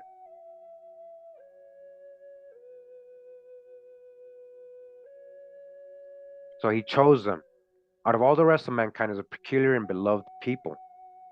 Mr. Locke, one of the ablest men Great Britain ever produced, observes the commonwealth of the Jews differed from all others, being an absolute theocracy. The laws established there concerning the worship of the one invisible deity were the civil laws of that people, and a part of their political government in which God himself was the legislator. In this, all right, the Indians profess the same thing precisely. This is exact form of their government, which seems unaccountable were it not derived from the same original source, and is the only reason that can be assigned for so extraordinary a fact. The Indians are exceedingly intoxicated with religious pride and hold the European people in inexplicable contempt. The common name they gave us in their speeches literally means nothing, but in their war speeches, Otuk Okrus, the accursed people. Uh-oh. That's what they call the Europeans. But they flatter themselves with the name Hotuk Ore Topate, the beloved people. This is agreeable to the Hebrew epithet me or Antmi during the theocracy of Israel, when their high priest, if we may be allowed to term for their beloved man, addresses the people, he calls them the beloved or holy people. All right? These addresses are full of flourishes on the happiness of their country, calling it a land flowing with milk and honey.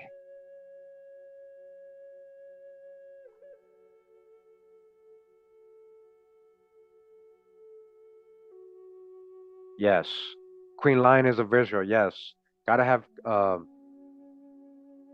patience, right? But there is those accursed people that come here and they're not here for learning. They're here to distract, they're here to hate, they're here to troll. So that's the ones we go at. Okay? We're not going at everybody. I know it takes time. I know this is personal. When you have a belief all your life and you realize maybe that wasn't the correct or true factual history, don't matter what you believe, you can still have beliefs. I still believe a lot of things that I can't prove, right? But I don't make videos about those things. And if I do talk about them, I say in my opinion or in my theory, or my theory is, right? That's the thing people don't do. They just speak theories and opinions like they're facts. And then they try to debate you with those opinions and beliefs without any facts. So, yes, I understand it could be hard on some, but it doesn't mean they have to troll or be hateful or come here and start arguing or crying. Okay? This ain't personal. Drop the emotional attachments. Learn truth. You're gonna see, you're gonna get closer to the Most High.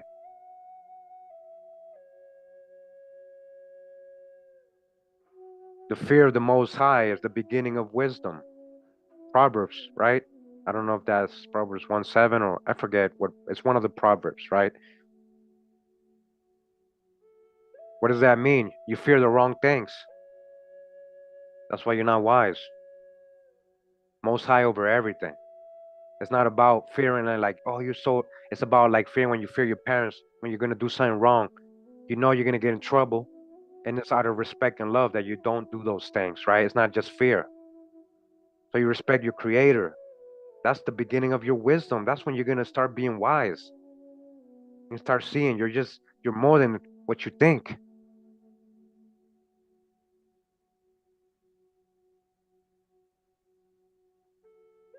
A independent Aquaman. Not all British are descendants of Joseph's son Manasseh. That's not true. You're generalizing. You're gonna you're gonna learn if you actually start catching up to my videos, in independent Aquaman, that we don't generalize here. Okay? Yes, many Israelites in the British Isles. We got a whole series on that. But you can't just say because then you're adding Gentiles and heathens to that.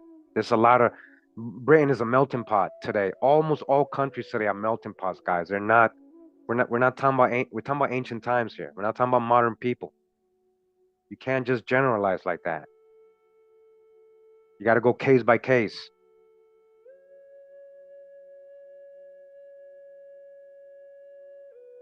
Okay. When any of the beloved people die, they soften the thoughts of death by saying he has only gone to sleep with his beloved forefathers.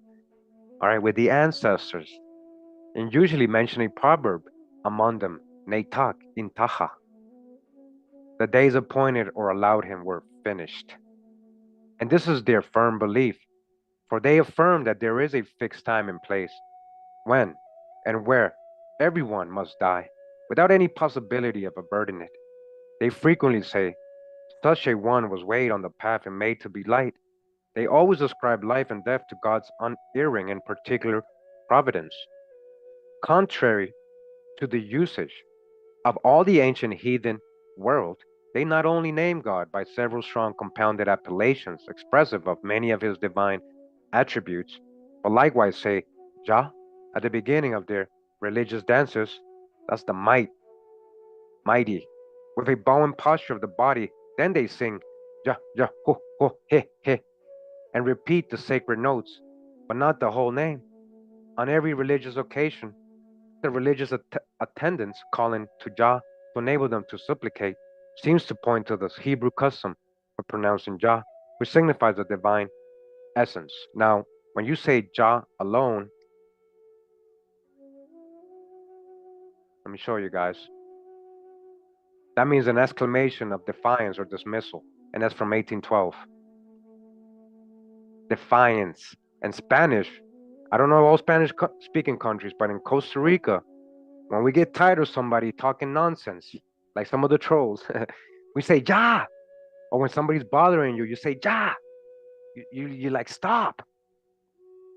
Like ya déjeme. Like leave me alone. So you can't just say it alone. And the Jehovah, that's the Jod, is mighty Hawa. Wah, mighty Hawa.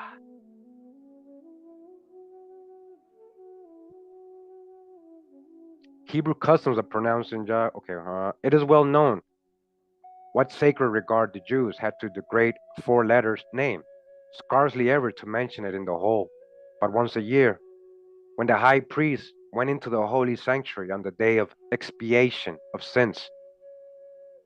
Might not the Indians have copied from them this sacred invocation and also their religious forbearance and never mentioning the whole name, but in the sacred song of praise? We say basta too, but you say ya basta. Yeah, there you go. Ya basta. Ya basta, nene. Me tienes así loco. Ya basta, nene. Deja eso. you know. So you guys know what I'm talking about.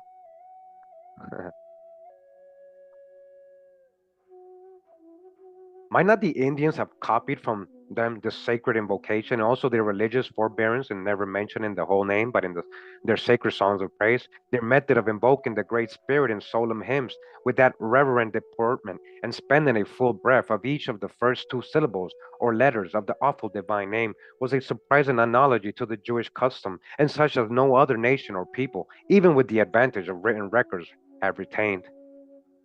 How come you don't find that in other places? There's they're all over there in West Africa today. No, they're over there, Kurimeo, you're wrong. No, man. You've never studied the true history of America. You never read all these books. You never actually looked into what the people were saying, the Europeans themselves were saying when they got here. And all the archaeology. We're not even going over all the archaeological work, all the Paleo Hebrew and all the stuff they found here, guys. Like we talked about earlier, I showed a little bit.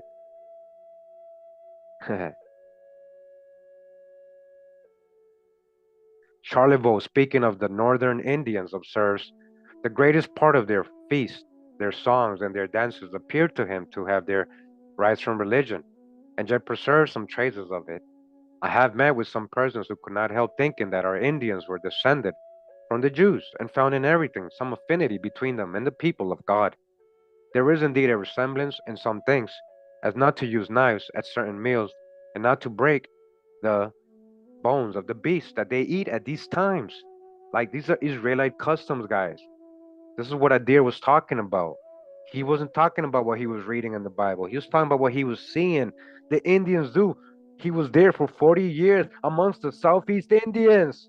So anything you say don't matter. He had a Choctaw wife. That was his wife. His father-in-law was Choctaw. He knew what he was saying. That's why he was compelled to write his book, not the other way around. Raphael. The separation. Oh, hold up. Sorry. So, and we may add that they never eat the part under the lower joint of the thigh, but always throw it away, just like the Israelites. Why would they be doing that, guys? Do you guys have logic? Do you guys have discernment? Why would they be doing that?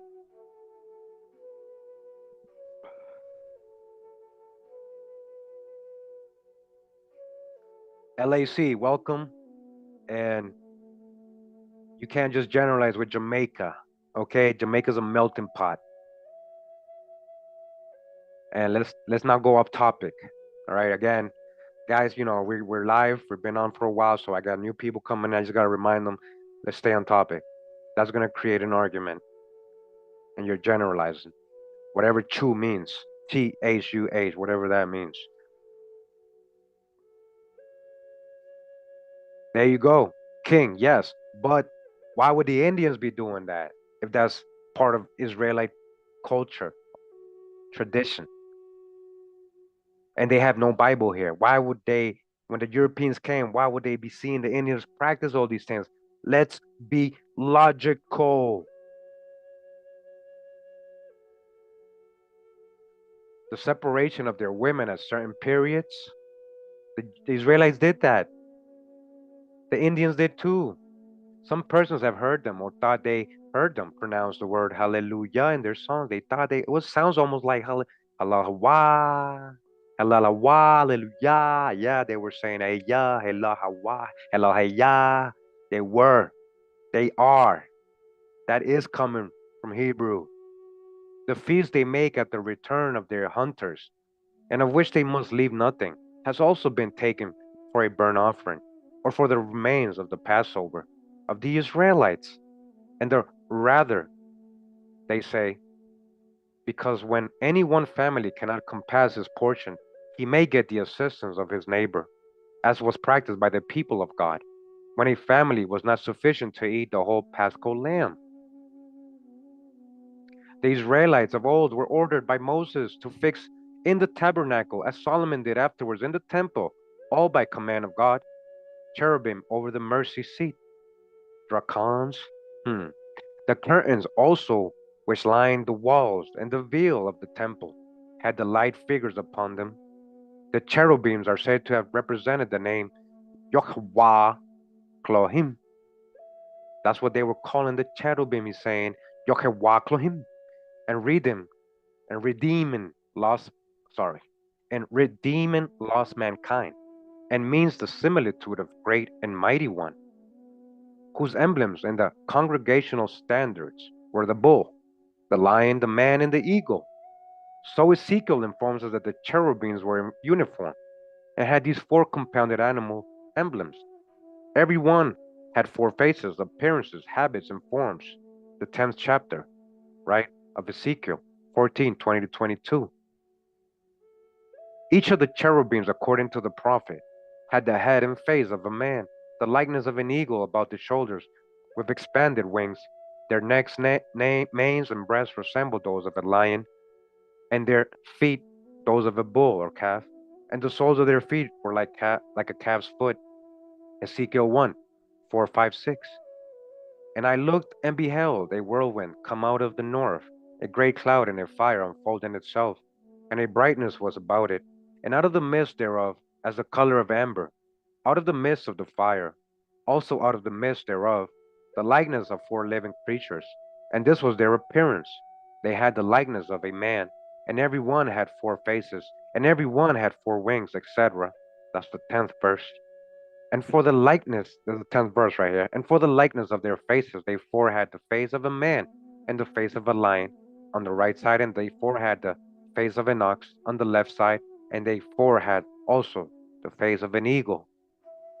These are the, so verse 11, these are the terrestrial cherubims, and the psalmist represent them as the chariot of divine majesty, and displays his transcendent and glorious title of King of Kings.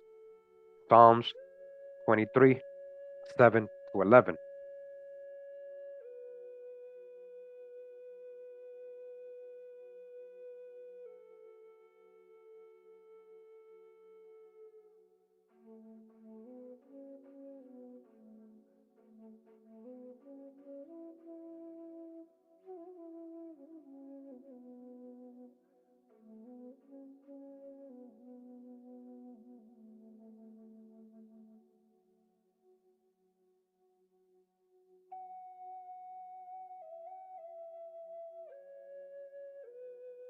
Sorry, guys, I had to cough. Coming out of a cold. Luckily, feeling better. Just coughed up sign. Sorry, but I didn't want you guys to hear that. Anyways, we're continuing. Thank you. So it says Psalms. Throw it in there. Just fill it up. God sitting between the okay, so Psalms 23, 7, 11. God sitting between and rideth upon the cherubim's divine chariot. Yeah, unfortunately, they sprayed us up last week. There was so many chemtrails. I woke up one day and all of a sudden I was sick, and I hadn't been sick since I got, the COVID thing. That was a long time ago. I don't really get sick ever, but it's all good.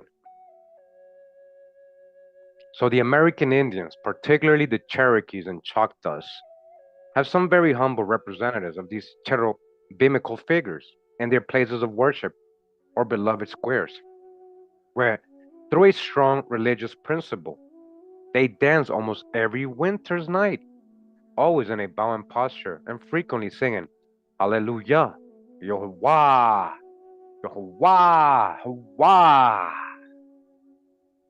And then they tell me, nah, we're not Israelites. What you talking about, Kurimeo? Man, they have in these places of worship, which Adair says he has seen two white painted eagles carved out of poplar wood with their wings stretched out and raised 5 feet from the ground, standing in the corner close to the red and white imperial seat. And on the inner side of each of the notched pieces of wood where the eagles stand, the Indians frequently paint with a white chalky clay the figure of a man with a buffalo's horn. That's the might, that's the jaw, the horns, and that of a panther, the nearest animal in America to that of a lion. Yeah, what panther? What panther, guys? You know, panther means big cat, right? That's what panther means. What panther are they talking about, guys?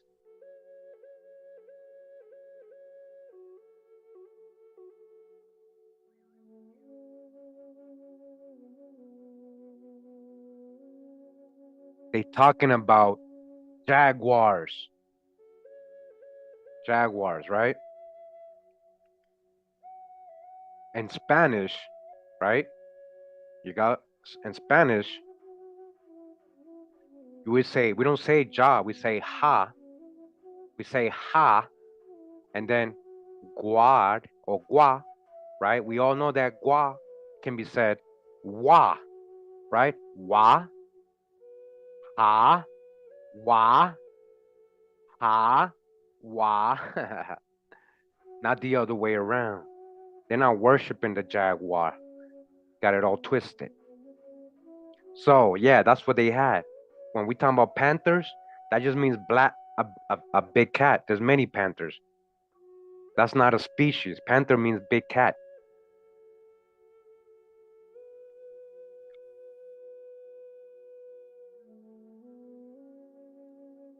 Moises Gar says this is silly. So Moises Gar says reading primary sources, right, showing archaeology is silly. Man, you're a fool, man. And one day, hopefully you get it, man. And you're never welcome on my channel again. And don't create no fake accounts to come back and troll. There is mountain lions, guys. I know that. But they're not talking about that. They're talking about the jaguar. The jaguar was all over the southeast in ancient times. Jaguars originated in North America, guys. Pantera onca. Pantera onca. Pantera onca. Why they call it pantera? Pantera onca. Pantera onca, right? The jaguar or pantera, panther, pantera onca, large cat, is the only living member of the genus Panthera, native to the Americas. All right, I got a whole video on where they originated. Okay, they originated in North America, not in South America. They originated in North America. Jaguars. You don't know that, and they're coming back. Oh yeah, they've been spotted. They're coming back.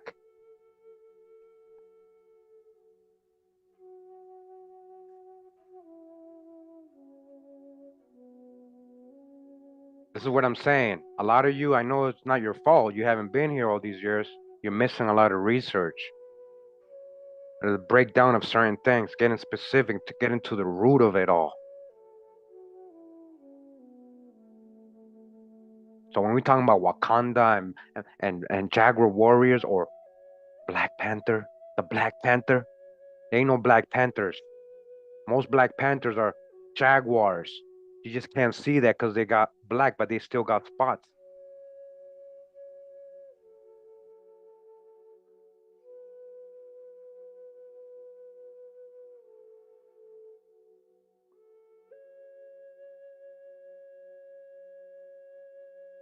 Thank you guys. Just drinking some water here. Hey, independent Aquaman, man. You said you're here to learn, but you keep just throwing a lot of pseudoness, man. Everybody did not originate in Turkey. If Noah was Noah the first man? Even all right, let's go with that story that he landed over there, right? Was he the first man? So how you gonna say everybody originated from? He was coming from somewhere, right? His ship landed there supposedly. I got a future video on where it might have really landed. Shout out to the Piedmont Mountain region people over there, and the Sarah people or the Sarah Indians. Sarah. Isn't that a wife of Abraham? And they're legends of the Piedmont Mountain and Noah. It's a lot of research people are missing.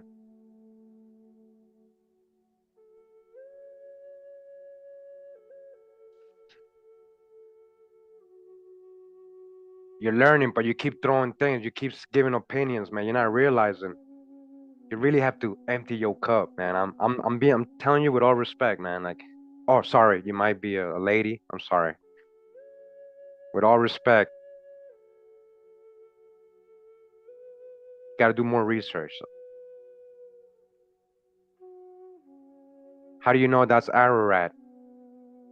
They tell us Mount Nebo is over there in the Middle Eastern place over there, but we have a Mount Nebo in Utah, and it's a real mountain, not a hill like the one in Israel. I'm not gonna blog Independent Aquaman because he's trying to learn, but he keeps trying to throw his. He's not really ready to let go yet, and I can see that. You're not really ready to fully let go, and that's okay. That's like the lady was saying earlier. A lot of you gotta have patience with a lot of people. I do have patience like that because he's not being disrespectful. He's not being disrespectful, so I'm just trying to help him to revise, reevaluate everything you have learned, guys. Don't just go with what you believe. It is all right to question everything. That's what I'm trying to tell you. Question that. Question that. Remember, turkeys are from America. How they get the word turkey over there?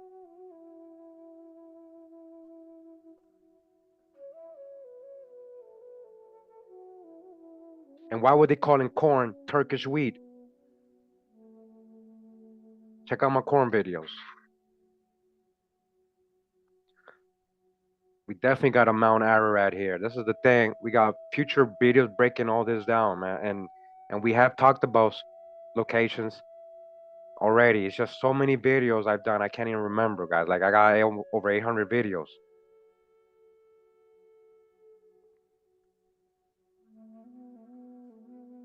Okay, let's go back to what we were reading now. So he was talking about how how the Israelites had these emblems, and that you know a lot of the accounts of the American Indians shows that they had the exact same emblems. So instead of a lion, even though lions, we had lions in America too. This is the thing this author doesn't know, because he's saying, oh, well, they didn't have lions in America. We've gone over this again. Like we've gone over all this. We've debunked all that. It was bigger, way bigger than the ones in Africa. And again, this is called what? Pantera. Because that just means big cat. It's not a species, guy. That just means big cat.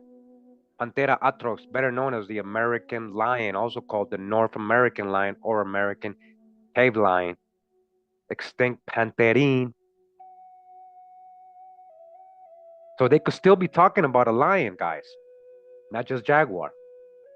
Something I forgot, you know?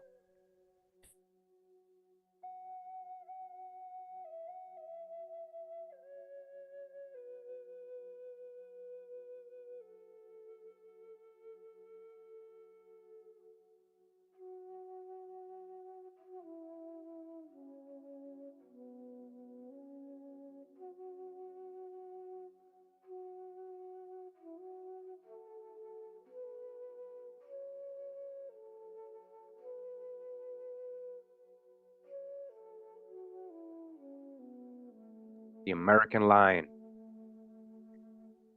And it was way bigger than the African lions. And if you don't know, carnivores, mammals, and things like originated in the Americas. We got videos on this. If you don't know, and it's okay if you don't know, But if you refuse to learn new things, that's the problem. Okay? And it didn't look just like a mountain lion, how they want us to try. They lot with manes and everything.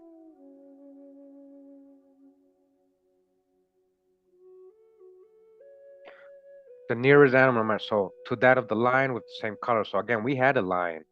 So that could have been a lion, not just a panther, whatever panther. He's saying big cat. What kind of big cat? These figures are painted afresh at the first fruit offering or the annual expiation of sins. This is what the Indians are doing, guys. Yet it has never been known that the Indians ever substitute the eagle, panther, or the similitude of anything whatever as objects of divine adoration in the room of the great invisible divine essence. Nay, they often give large rewards for killing an eagle, and they kill the panther wherever they find them.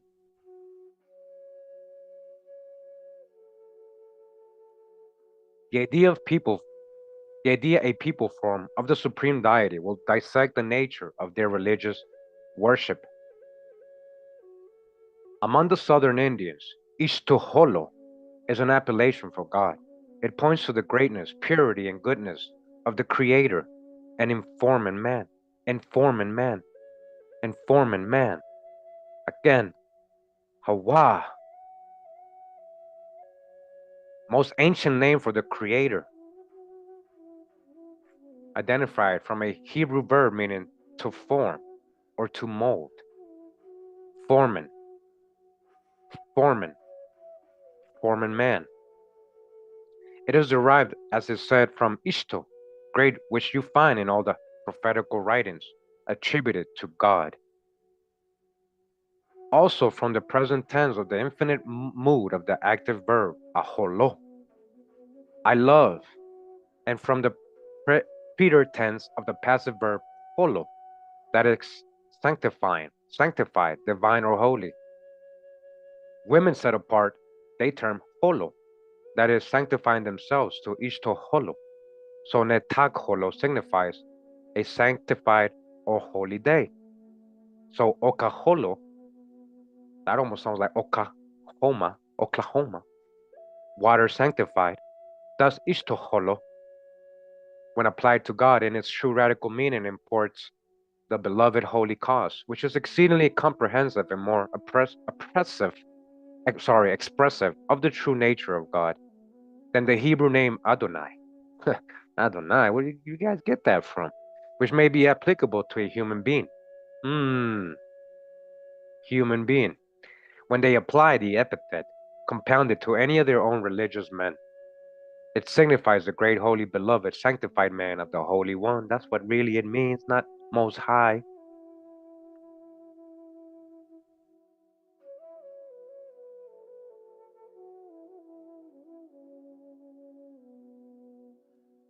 They make the divine name point yet more strongly to the supreme author of nature. For as Abba signifies father, so to distinguish God as the King of Kings. This is an Indian word. They use same thing for father, a lot of the tribes, by his attributes from their own Mingo Ishto, or great chief Mingo. They frequently name God Mingo Ishto Abba, Ishtu Abba, Mingo Abba, etc. And when they strive to move the passions, Ishtu Holo Abba, all right? Just like when we say the Father, right? Our Father, the Father of creation. The Indians had those phrases too.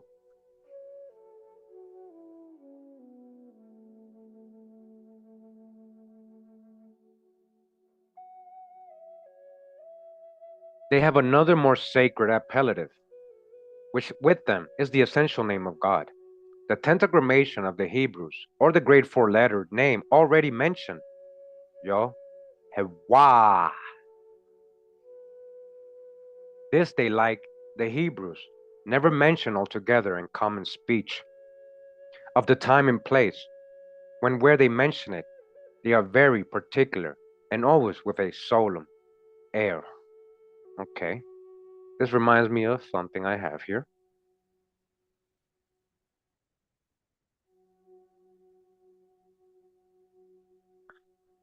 Hold on, guys.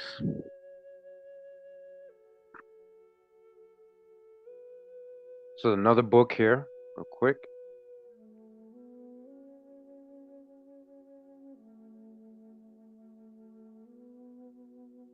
So, okay.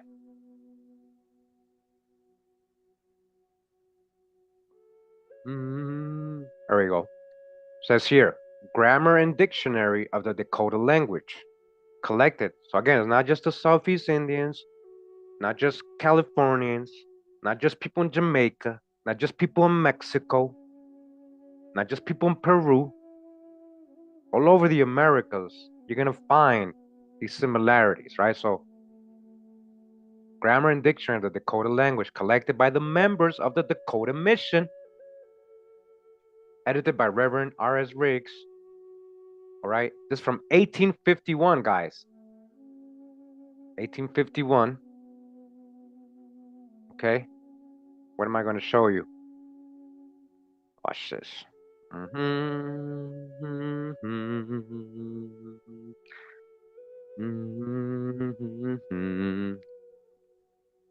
Hope you guys patient today. Hope you guys ain't in a hurry. Grammar of the Dakota Language.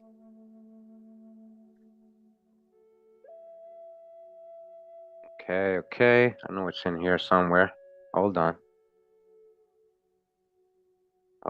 Let me see if I can find it.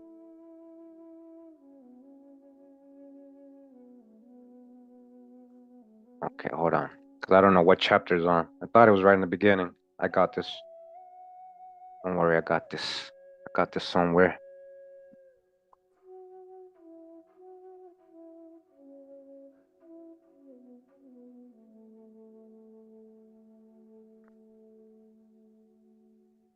One second, guys.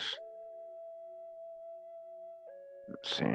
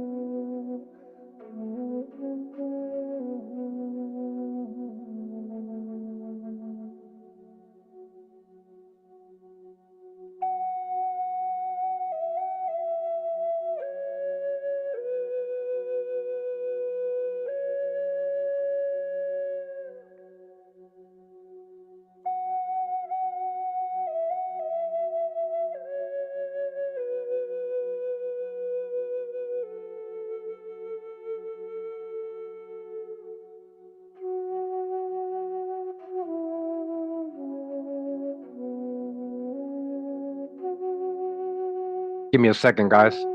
Enjoy the music a little bit.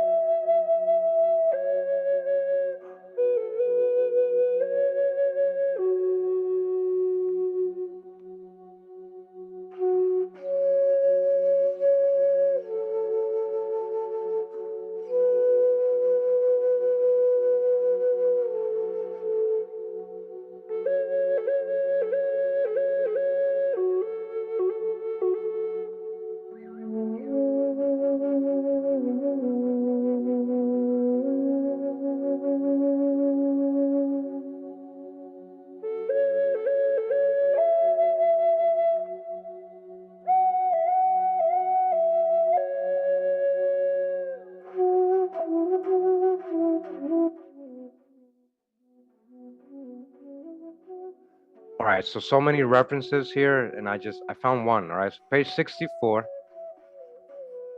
I just want you guys to see. All right, I just didn't want to go out like that.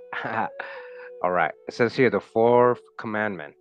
So what they're doing is they're translating things in the Dakota language, right? So as you guys can see right here, where it says Jehovah God died, the last his that is word. All right, you see how they say Jehovah, Yehovah, Yehovah. When they're talking about Most High, this is how they're translating that Jehovah. But Yehovah, Tanku Wakan, Wakan Tanka, Yehovah, Yehovah, right? Ampetu Sakpe, Yehovah, Yehovah, Yehovah.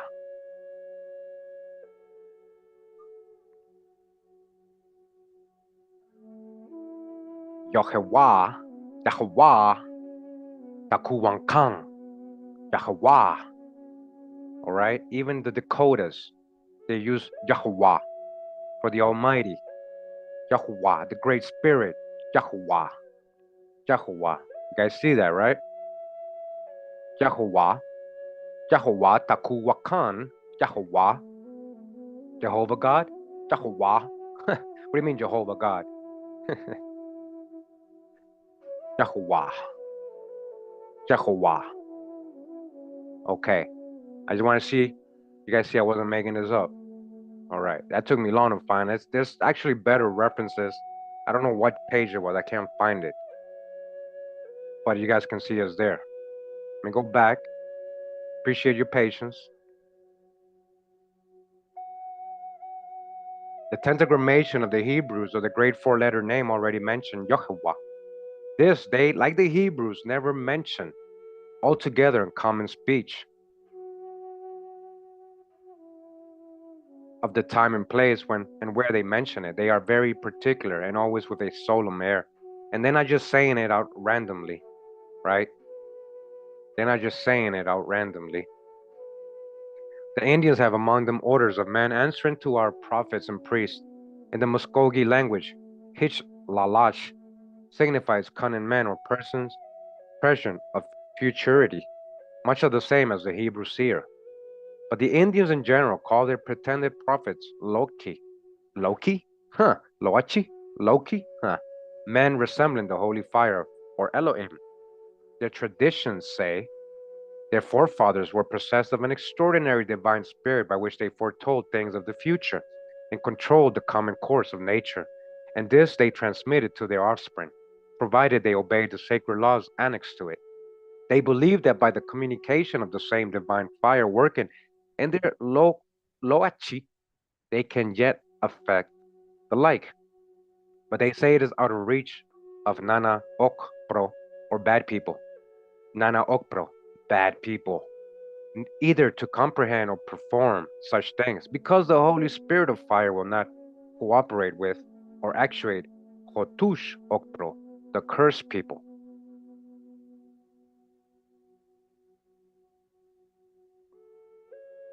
A Sakim of the Mingo tribe, look at this, Mingo, hey brother, look at that, being observed to look at the great comet which appeared the first day of October 1680, was asked what he thought was the meaning of that prodigious appearance, answered gravely, "It signifies that we Indians shall melt away and this country be inhabited by another people."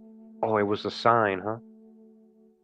Just like when we had an eclipse and a comet at the same day recently. Changes, signs of time, signs of the times.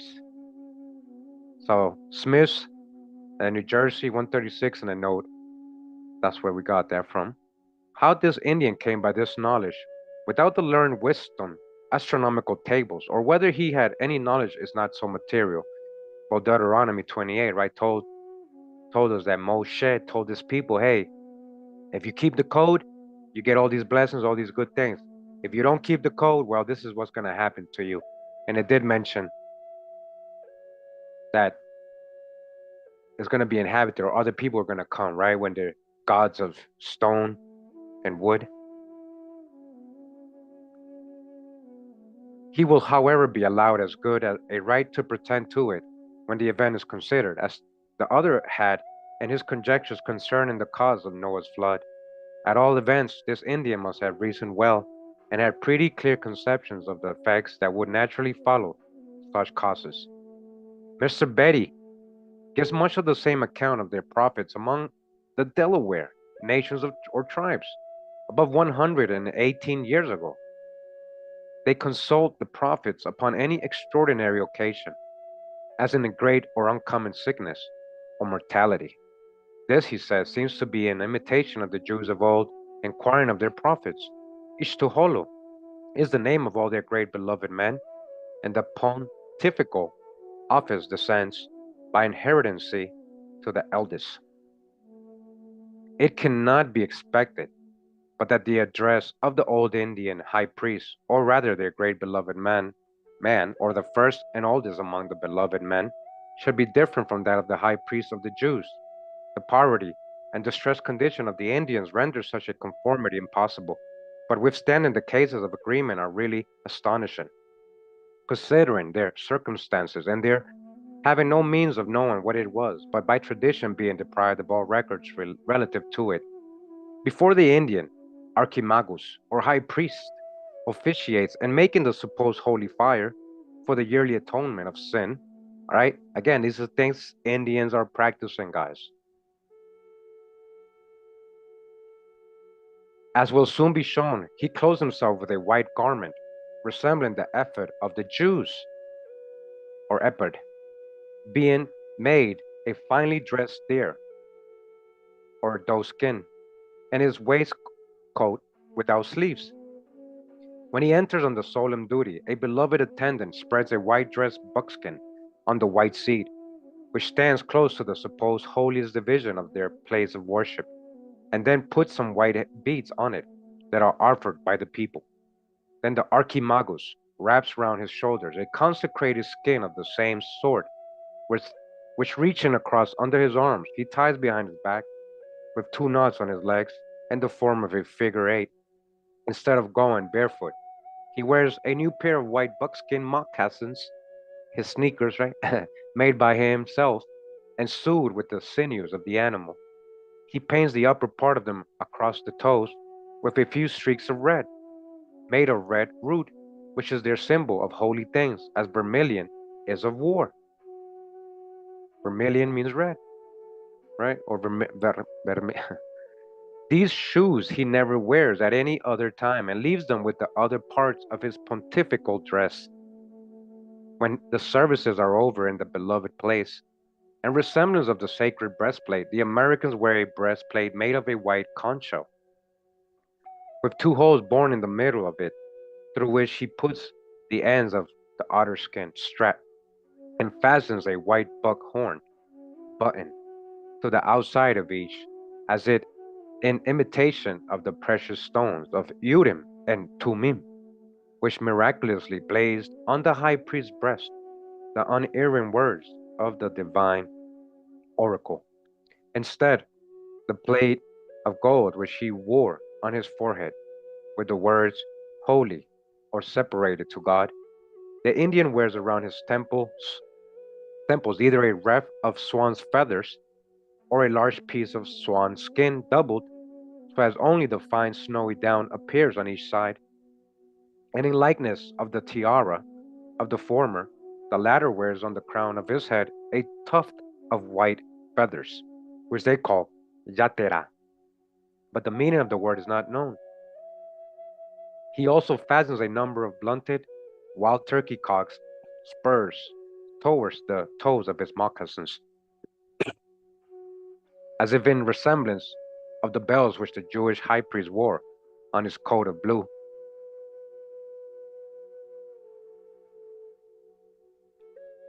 Bartram assures us there is in every town or tribe a high priest, usually nicknamed by the white people or Europeans the juggler or conjurer, besides several of inferior rank. But that the oldest high priest or seer presides always in spiritual things, and is a person of great consequence. He maintains and exercises great influence in the state, particularly in in military affairs.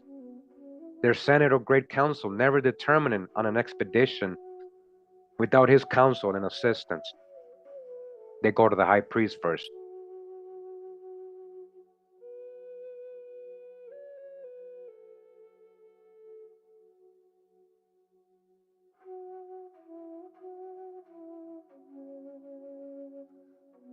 These people believe most firmly that their seer or high priest has communion with powerful, invisible spirits, whom they suppose have some share in the rule and government of human affairs, as well as in that of the elements.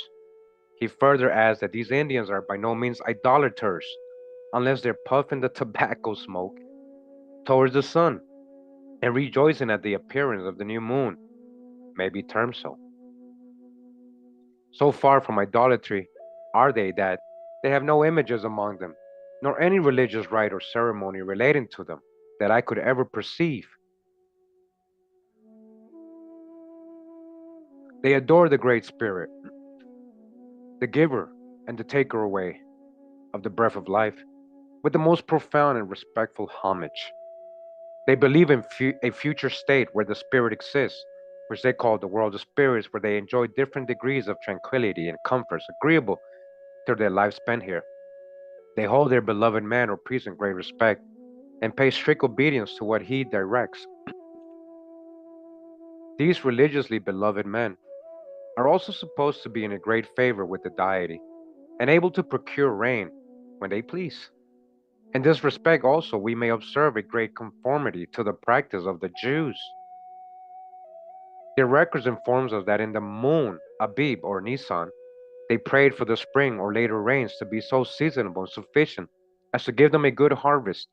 And the Indians have a tradition that their forefathers sought for and obtained such seasonable rains as gave them plentiful crops continually, and they now seek them in a manner agreeable to a shadow of this tradition.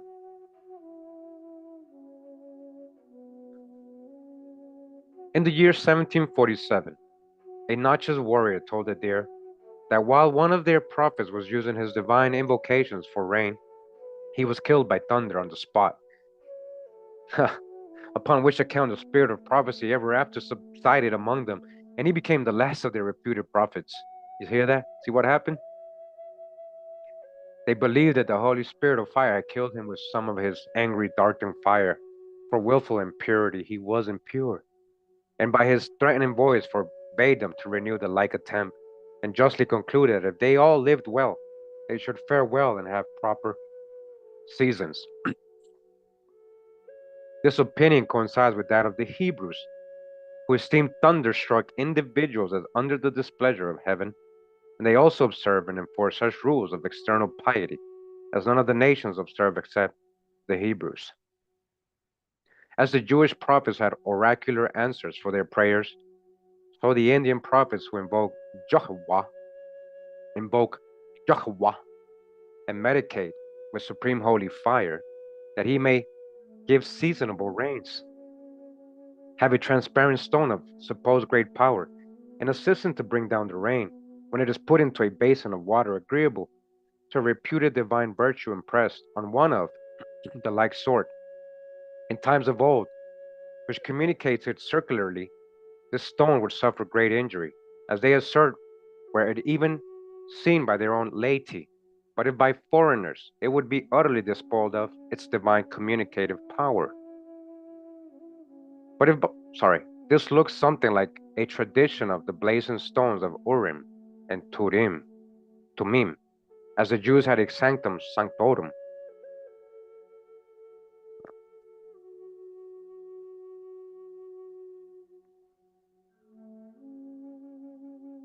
Just want to show you guys something real quick, okay? Are we talking about these stones, right? They found this in Mexico, the one on the left, guys. So you see the breastplate with the stones and everything. He even got like a turban on or something, you see? And he's copper colored. So he got a breastplate. Look at that, just like on the right here, right? So this was my thumbnail for James the Deer's one of his chapters, or just an expert where he's talking about how they used to say Yohewashi, Yohewashi, Yohewashi. Joshua. Yohawashi Joshua.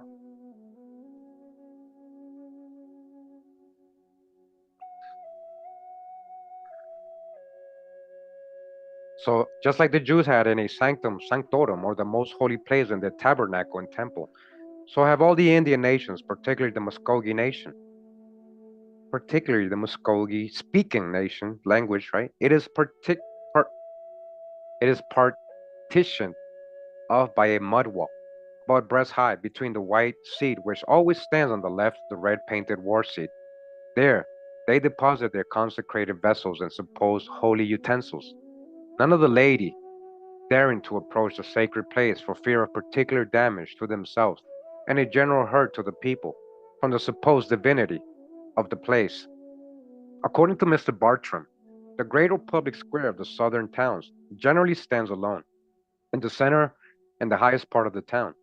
It consists of 4 square or cubical buildings of 1 story high, uniform and of the same dimensions, so situated as to form an exact pentagon, encompassing an area of half an acre of ground, more or less, according to the strength and size of the town or will of the inhabitants. One of these buildings is the council house, where all the public business is done. Another of these buildings is different from all the rest. It is closely shut up on 3 sides and has a partition wall run through it, longitudinal, longitudinally from end to end, dividing it into 2 apartments. The back part is dark, having only 3 small arched apertures or holes opening into from the front apartment, and are but just sufficient for a man to get in at. This secluded place appears to be designed as a sanctuary or sacred part of the temple, and it is said among them to be deaf for any person but the Miko, or chief, or high priest, right, to enter it, to enter into it. Miko, just like the Mexican nations use for chief, Miko. Because where are these Muskogees coming from? You guys remember? A lot of them coming from Mexico. So, and none ever are admitted unless by permission of the priests who guard it night and day. Here are deposited all the sacred things, as the psychic pot, the rattles, the chaplets, eagle's tail, calumet or sacred stem, the pipe of peace, or the peace pipe, right, etc. But children and females are never admitted, as this time the people of the town were feasting, taking medicine, and praying to avert a grievous calamity of sickness, which then afflicted them. They fasted 7 or 8 days, during which they neither eat or drank anything, but a meager gruel made of corn, flour, and water, flat flatbread, at the or matzah, the matzah, at the same time drinking their black or psychic, which act as a severe emetic.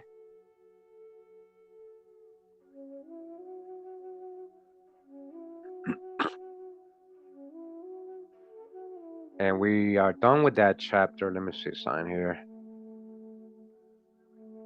How long are we? Oh, 3 hours. Yeah. We're gonna have to leave it here, guys. We made these videos too long. People won't even try to sit down and watch them. All right. It's already almost 4 hours. We're gonna leave it there. We'll definitely continue reading that on another episode. All right. Hope you guys enjoyed that. Let me see one thing here. Uh,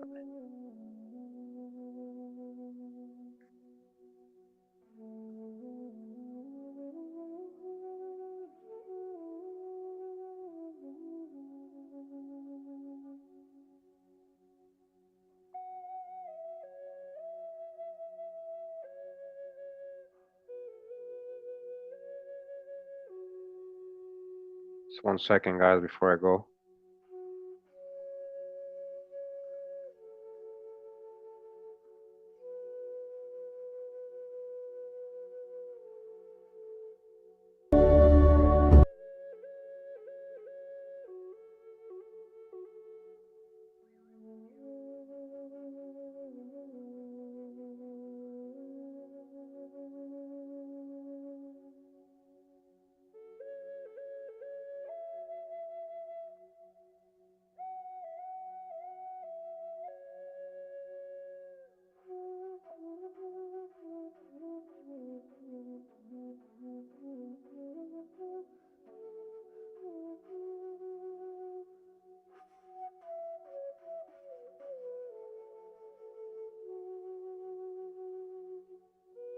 says here a key into the language of America, or help of the or help to the language of the natives in that part of America called New England. All right.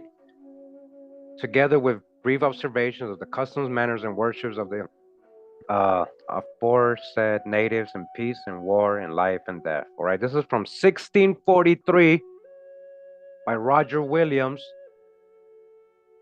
All right.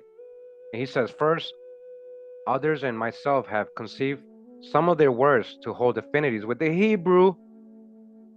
Secondly, they constantly anoint their heads as the Jews did. Thirdly, they give dowries for their wives as the Jews did. All right, Indians of New England. We got way more. This is a video I'm showing here that I have. It's called Converting Indians Who Were Hebrews. Okay, that's the name of it. Check it out. Look for it.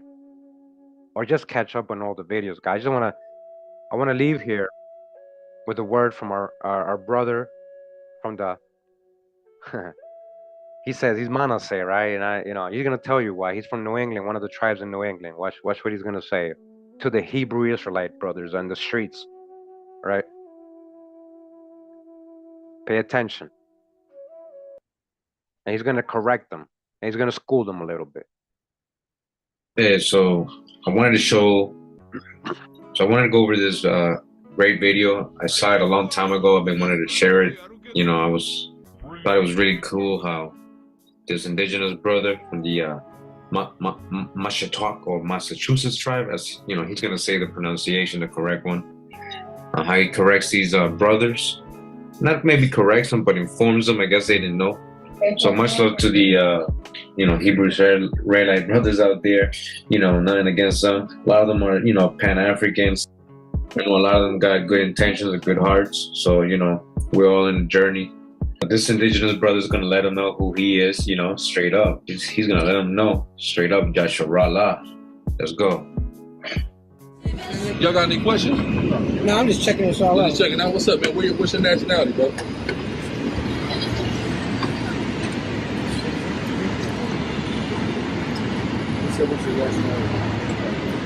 This is my tribe right here. But it's not Cuban though. It's incorrect. What is it? It's Massachusetts. It's a little different. But it's Manasseh. It's the same thing. What you mean, like but your people come from Cuba? Nah. Where your people come from? Israel. Israel? What part of Israel? Israel that's here. Manasseh. Okay, but what do they call your people? So he said his people come from Israel, meaning his people are Israel. He's like, what Israel? He said, Israel here. All right, pay attention to what he's saying. He's schooling him because he's like, where you coming from, Cuba? Because the Hebrew Israelite brothers have this 12 tribe shard where putting different tribes in different islands and different countries. That's not correct, guys. Nobody has proven. Nobody has that's just very generalized and limiting, very limiting. So he's gonna correct them. Watch what he's gonna say because he's from the tribe, guys. On this side of the earth. Massachusetts, that's a native tribe? Yeah, all right. So let me explain. The brother's walking by. He sees the billboard, the Hebrew Israelite brothers in the corner, showing the different tribes and where they're located in America. So he sees, his tribe, which is the Massachusetts or Manasseh or Massachusetts, as we're gonna see, and he actually corrects the brother. He says, "Hey, but we're not from Cuba, man." He says, "So where you from, man?" He's like, "Massachusetts." He doesn't understand yet. He's like, "What is that? A tribe?" So he's gonna explain to him. And he let him know, "No, we're from Israel, right? What does he mean? We're from Jacob, right? We're Israelites. Israel is not a place; it's a lineage, it's a family. Jacob, right? The descendants of Jacob, right?" So listen to the brother. All right, this is from the horse's mouth, so you guys can see what he's gonna tell him. Massachusetts State named themselves after our tribe. Massachusetts. Oh, okay. Yeah. I'm with you. But this is how the tribe is pronounced. Okay, Manasseh. So Algonquin language is the same as Israel language, the same as Hebrew language. Yes, sir. My language is very similar to this. Okay. So y'all. It's interesting. All right. So what did we just read in this book right before we got to this video, right? The brother just said that the Algonquin and the Hebrew is almost the same, basically the same. And he's telling you he's from Israel. He's the Manasseh, Masashwak. Right, and this book told us, remember Salem and all this, Nahum Kik was kind of Hebrew, sounded very Hebrew. All right, it's correlating with what the brother is saying, so pay attention. Y'all down here from Boston now? Yeah, from Maryland. Okay.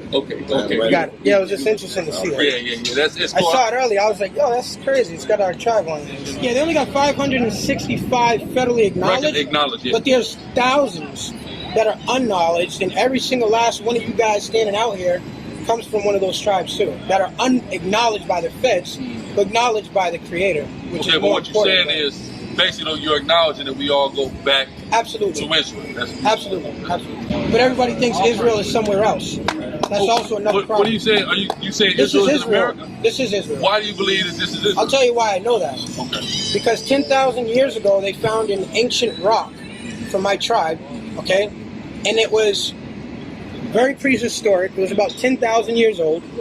And the language on there is the same language as the Hebrew language, right? But also, what's interesting about this rock is that the story is the story of the Jewish high holidays, but it's ours. And then they replicated the story of the Jewish high holidays off of our actual documentation on the rocks. The story's off the rock. You see, that's the problem. See, people don't know Yasharallah's over here. Israel, Yasharallah, the promised land, well, he means the promised land is over here. Yasharallah's over here. Right? And he got the proof. He got a stone. Right? He's saying they replicated his story. They turned it into the Bible. All right? That's his people's story. That's how he knows. How you going to tell him? That's his people's story. All right? We're going to get it one more time. Pay attention to the brother, what he got to say. All right? Because everybody think it's over there in the Middle East, and it's not. I'm going to let like Raphael Israelite tell you where it's at. But everybody thinks Israel is somewhere else. That's also another problem. What are you saying? Are you saying Israel is America? This is Israel. Why do you believe that this is Israel? I'll tell you why I know that. Okay. Because 10,000 years ago, they found an ancient rock from my tribe, okay? And it was very prehistoric. It was about 10,000 years old.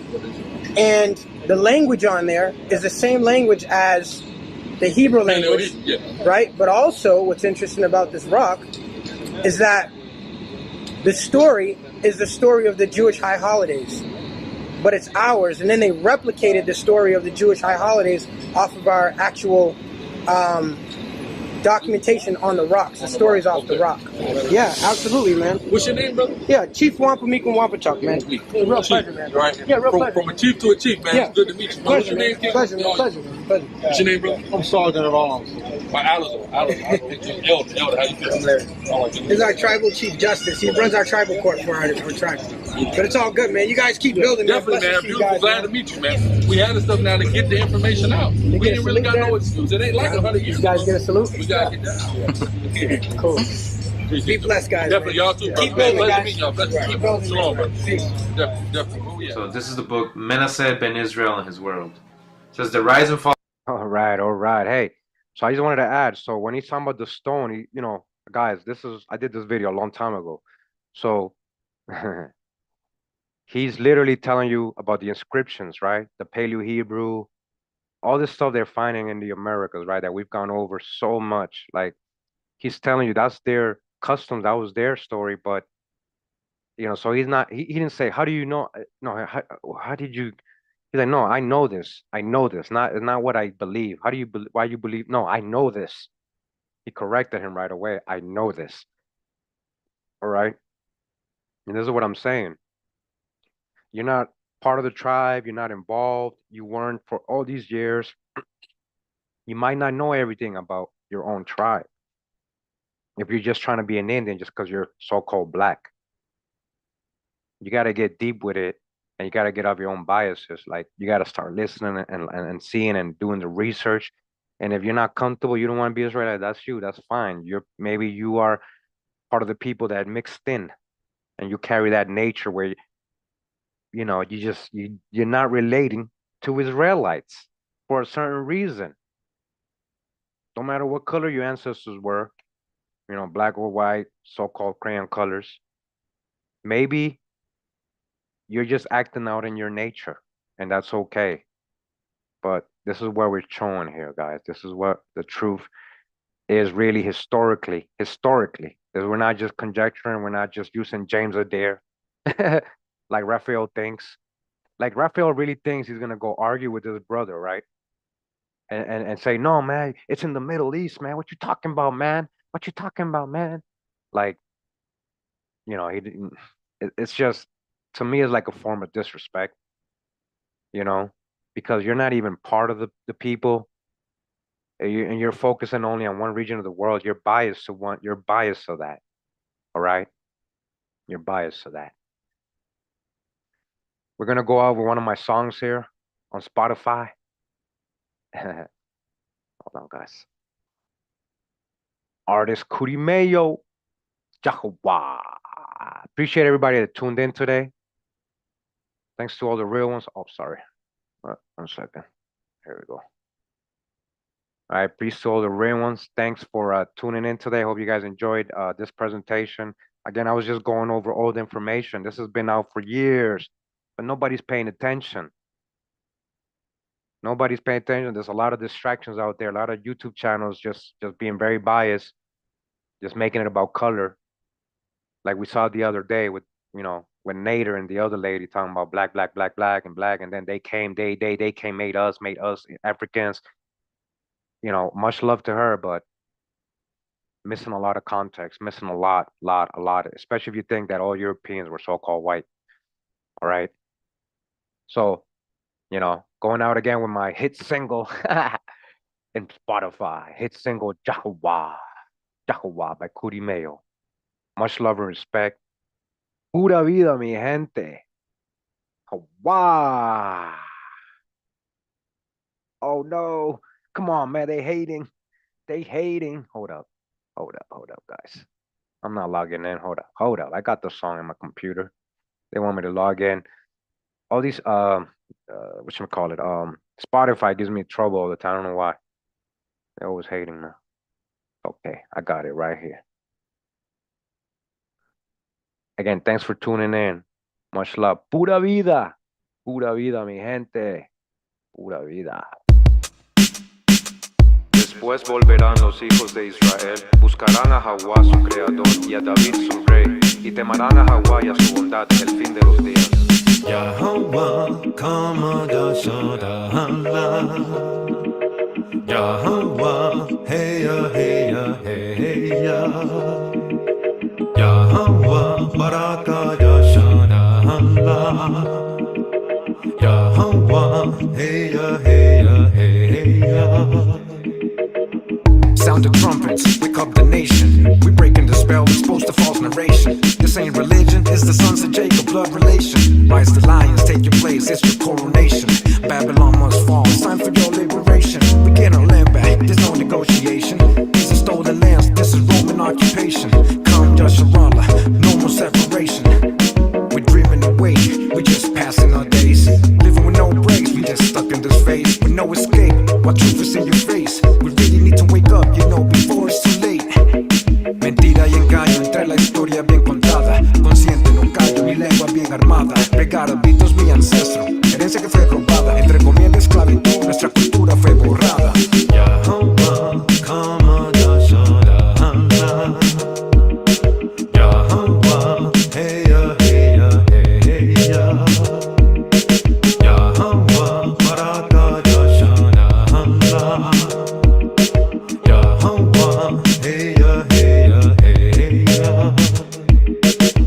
We gathered the saints, we ready for battle. I stay keeping the code, drop nation on rival. Digging through history, the truth we unravel. Dodging the hijack, no time for your babble. On the road to Zion, our ancestry decoding. Warriors by blood, don't be provoking. I be praising Hawa, fringes on the clothing. We're closer than ever, prophecies unfolding. Spreading the knowledge, these prophets returning the oceans. I'm riding with prophets, most high my devotion. Breaking the spell, propaganda, holy Roman. Many are being called, but few will Watch your lips closer. Mentira y engaño entre la historia bien contada. Consciente no callo, mi lengua bien armada. Regar beat es mi ancestro, herencia que fue robada. Entre comida de esclavitud, nuestra cultura fue borrada. Yahovah, kama yashara Allah. Yahovah, hey ya, hey ya, hey ya. Yahovah, baraka yashara Allah. Yahovah, hey ya, hey ya, hey ya.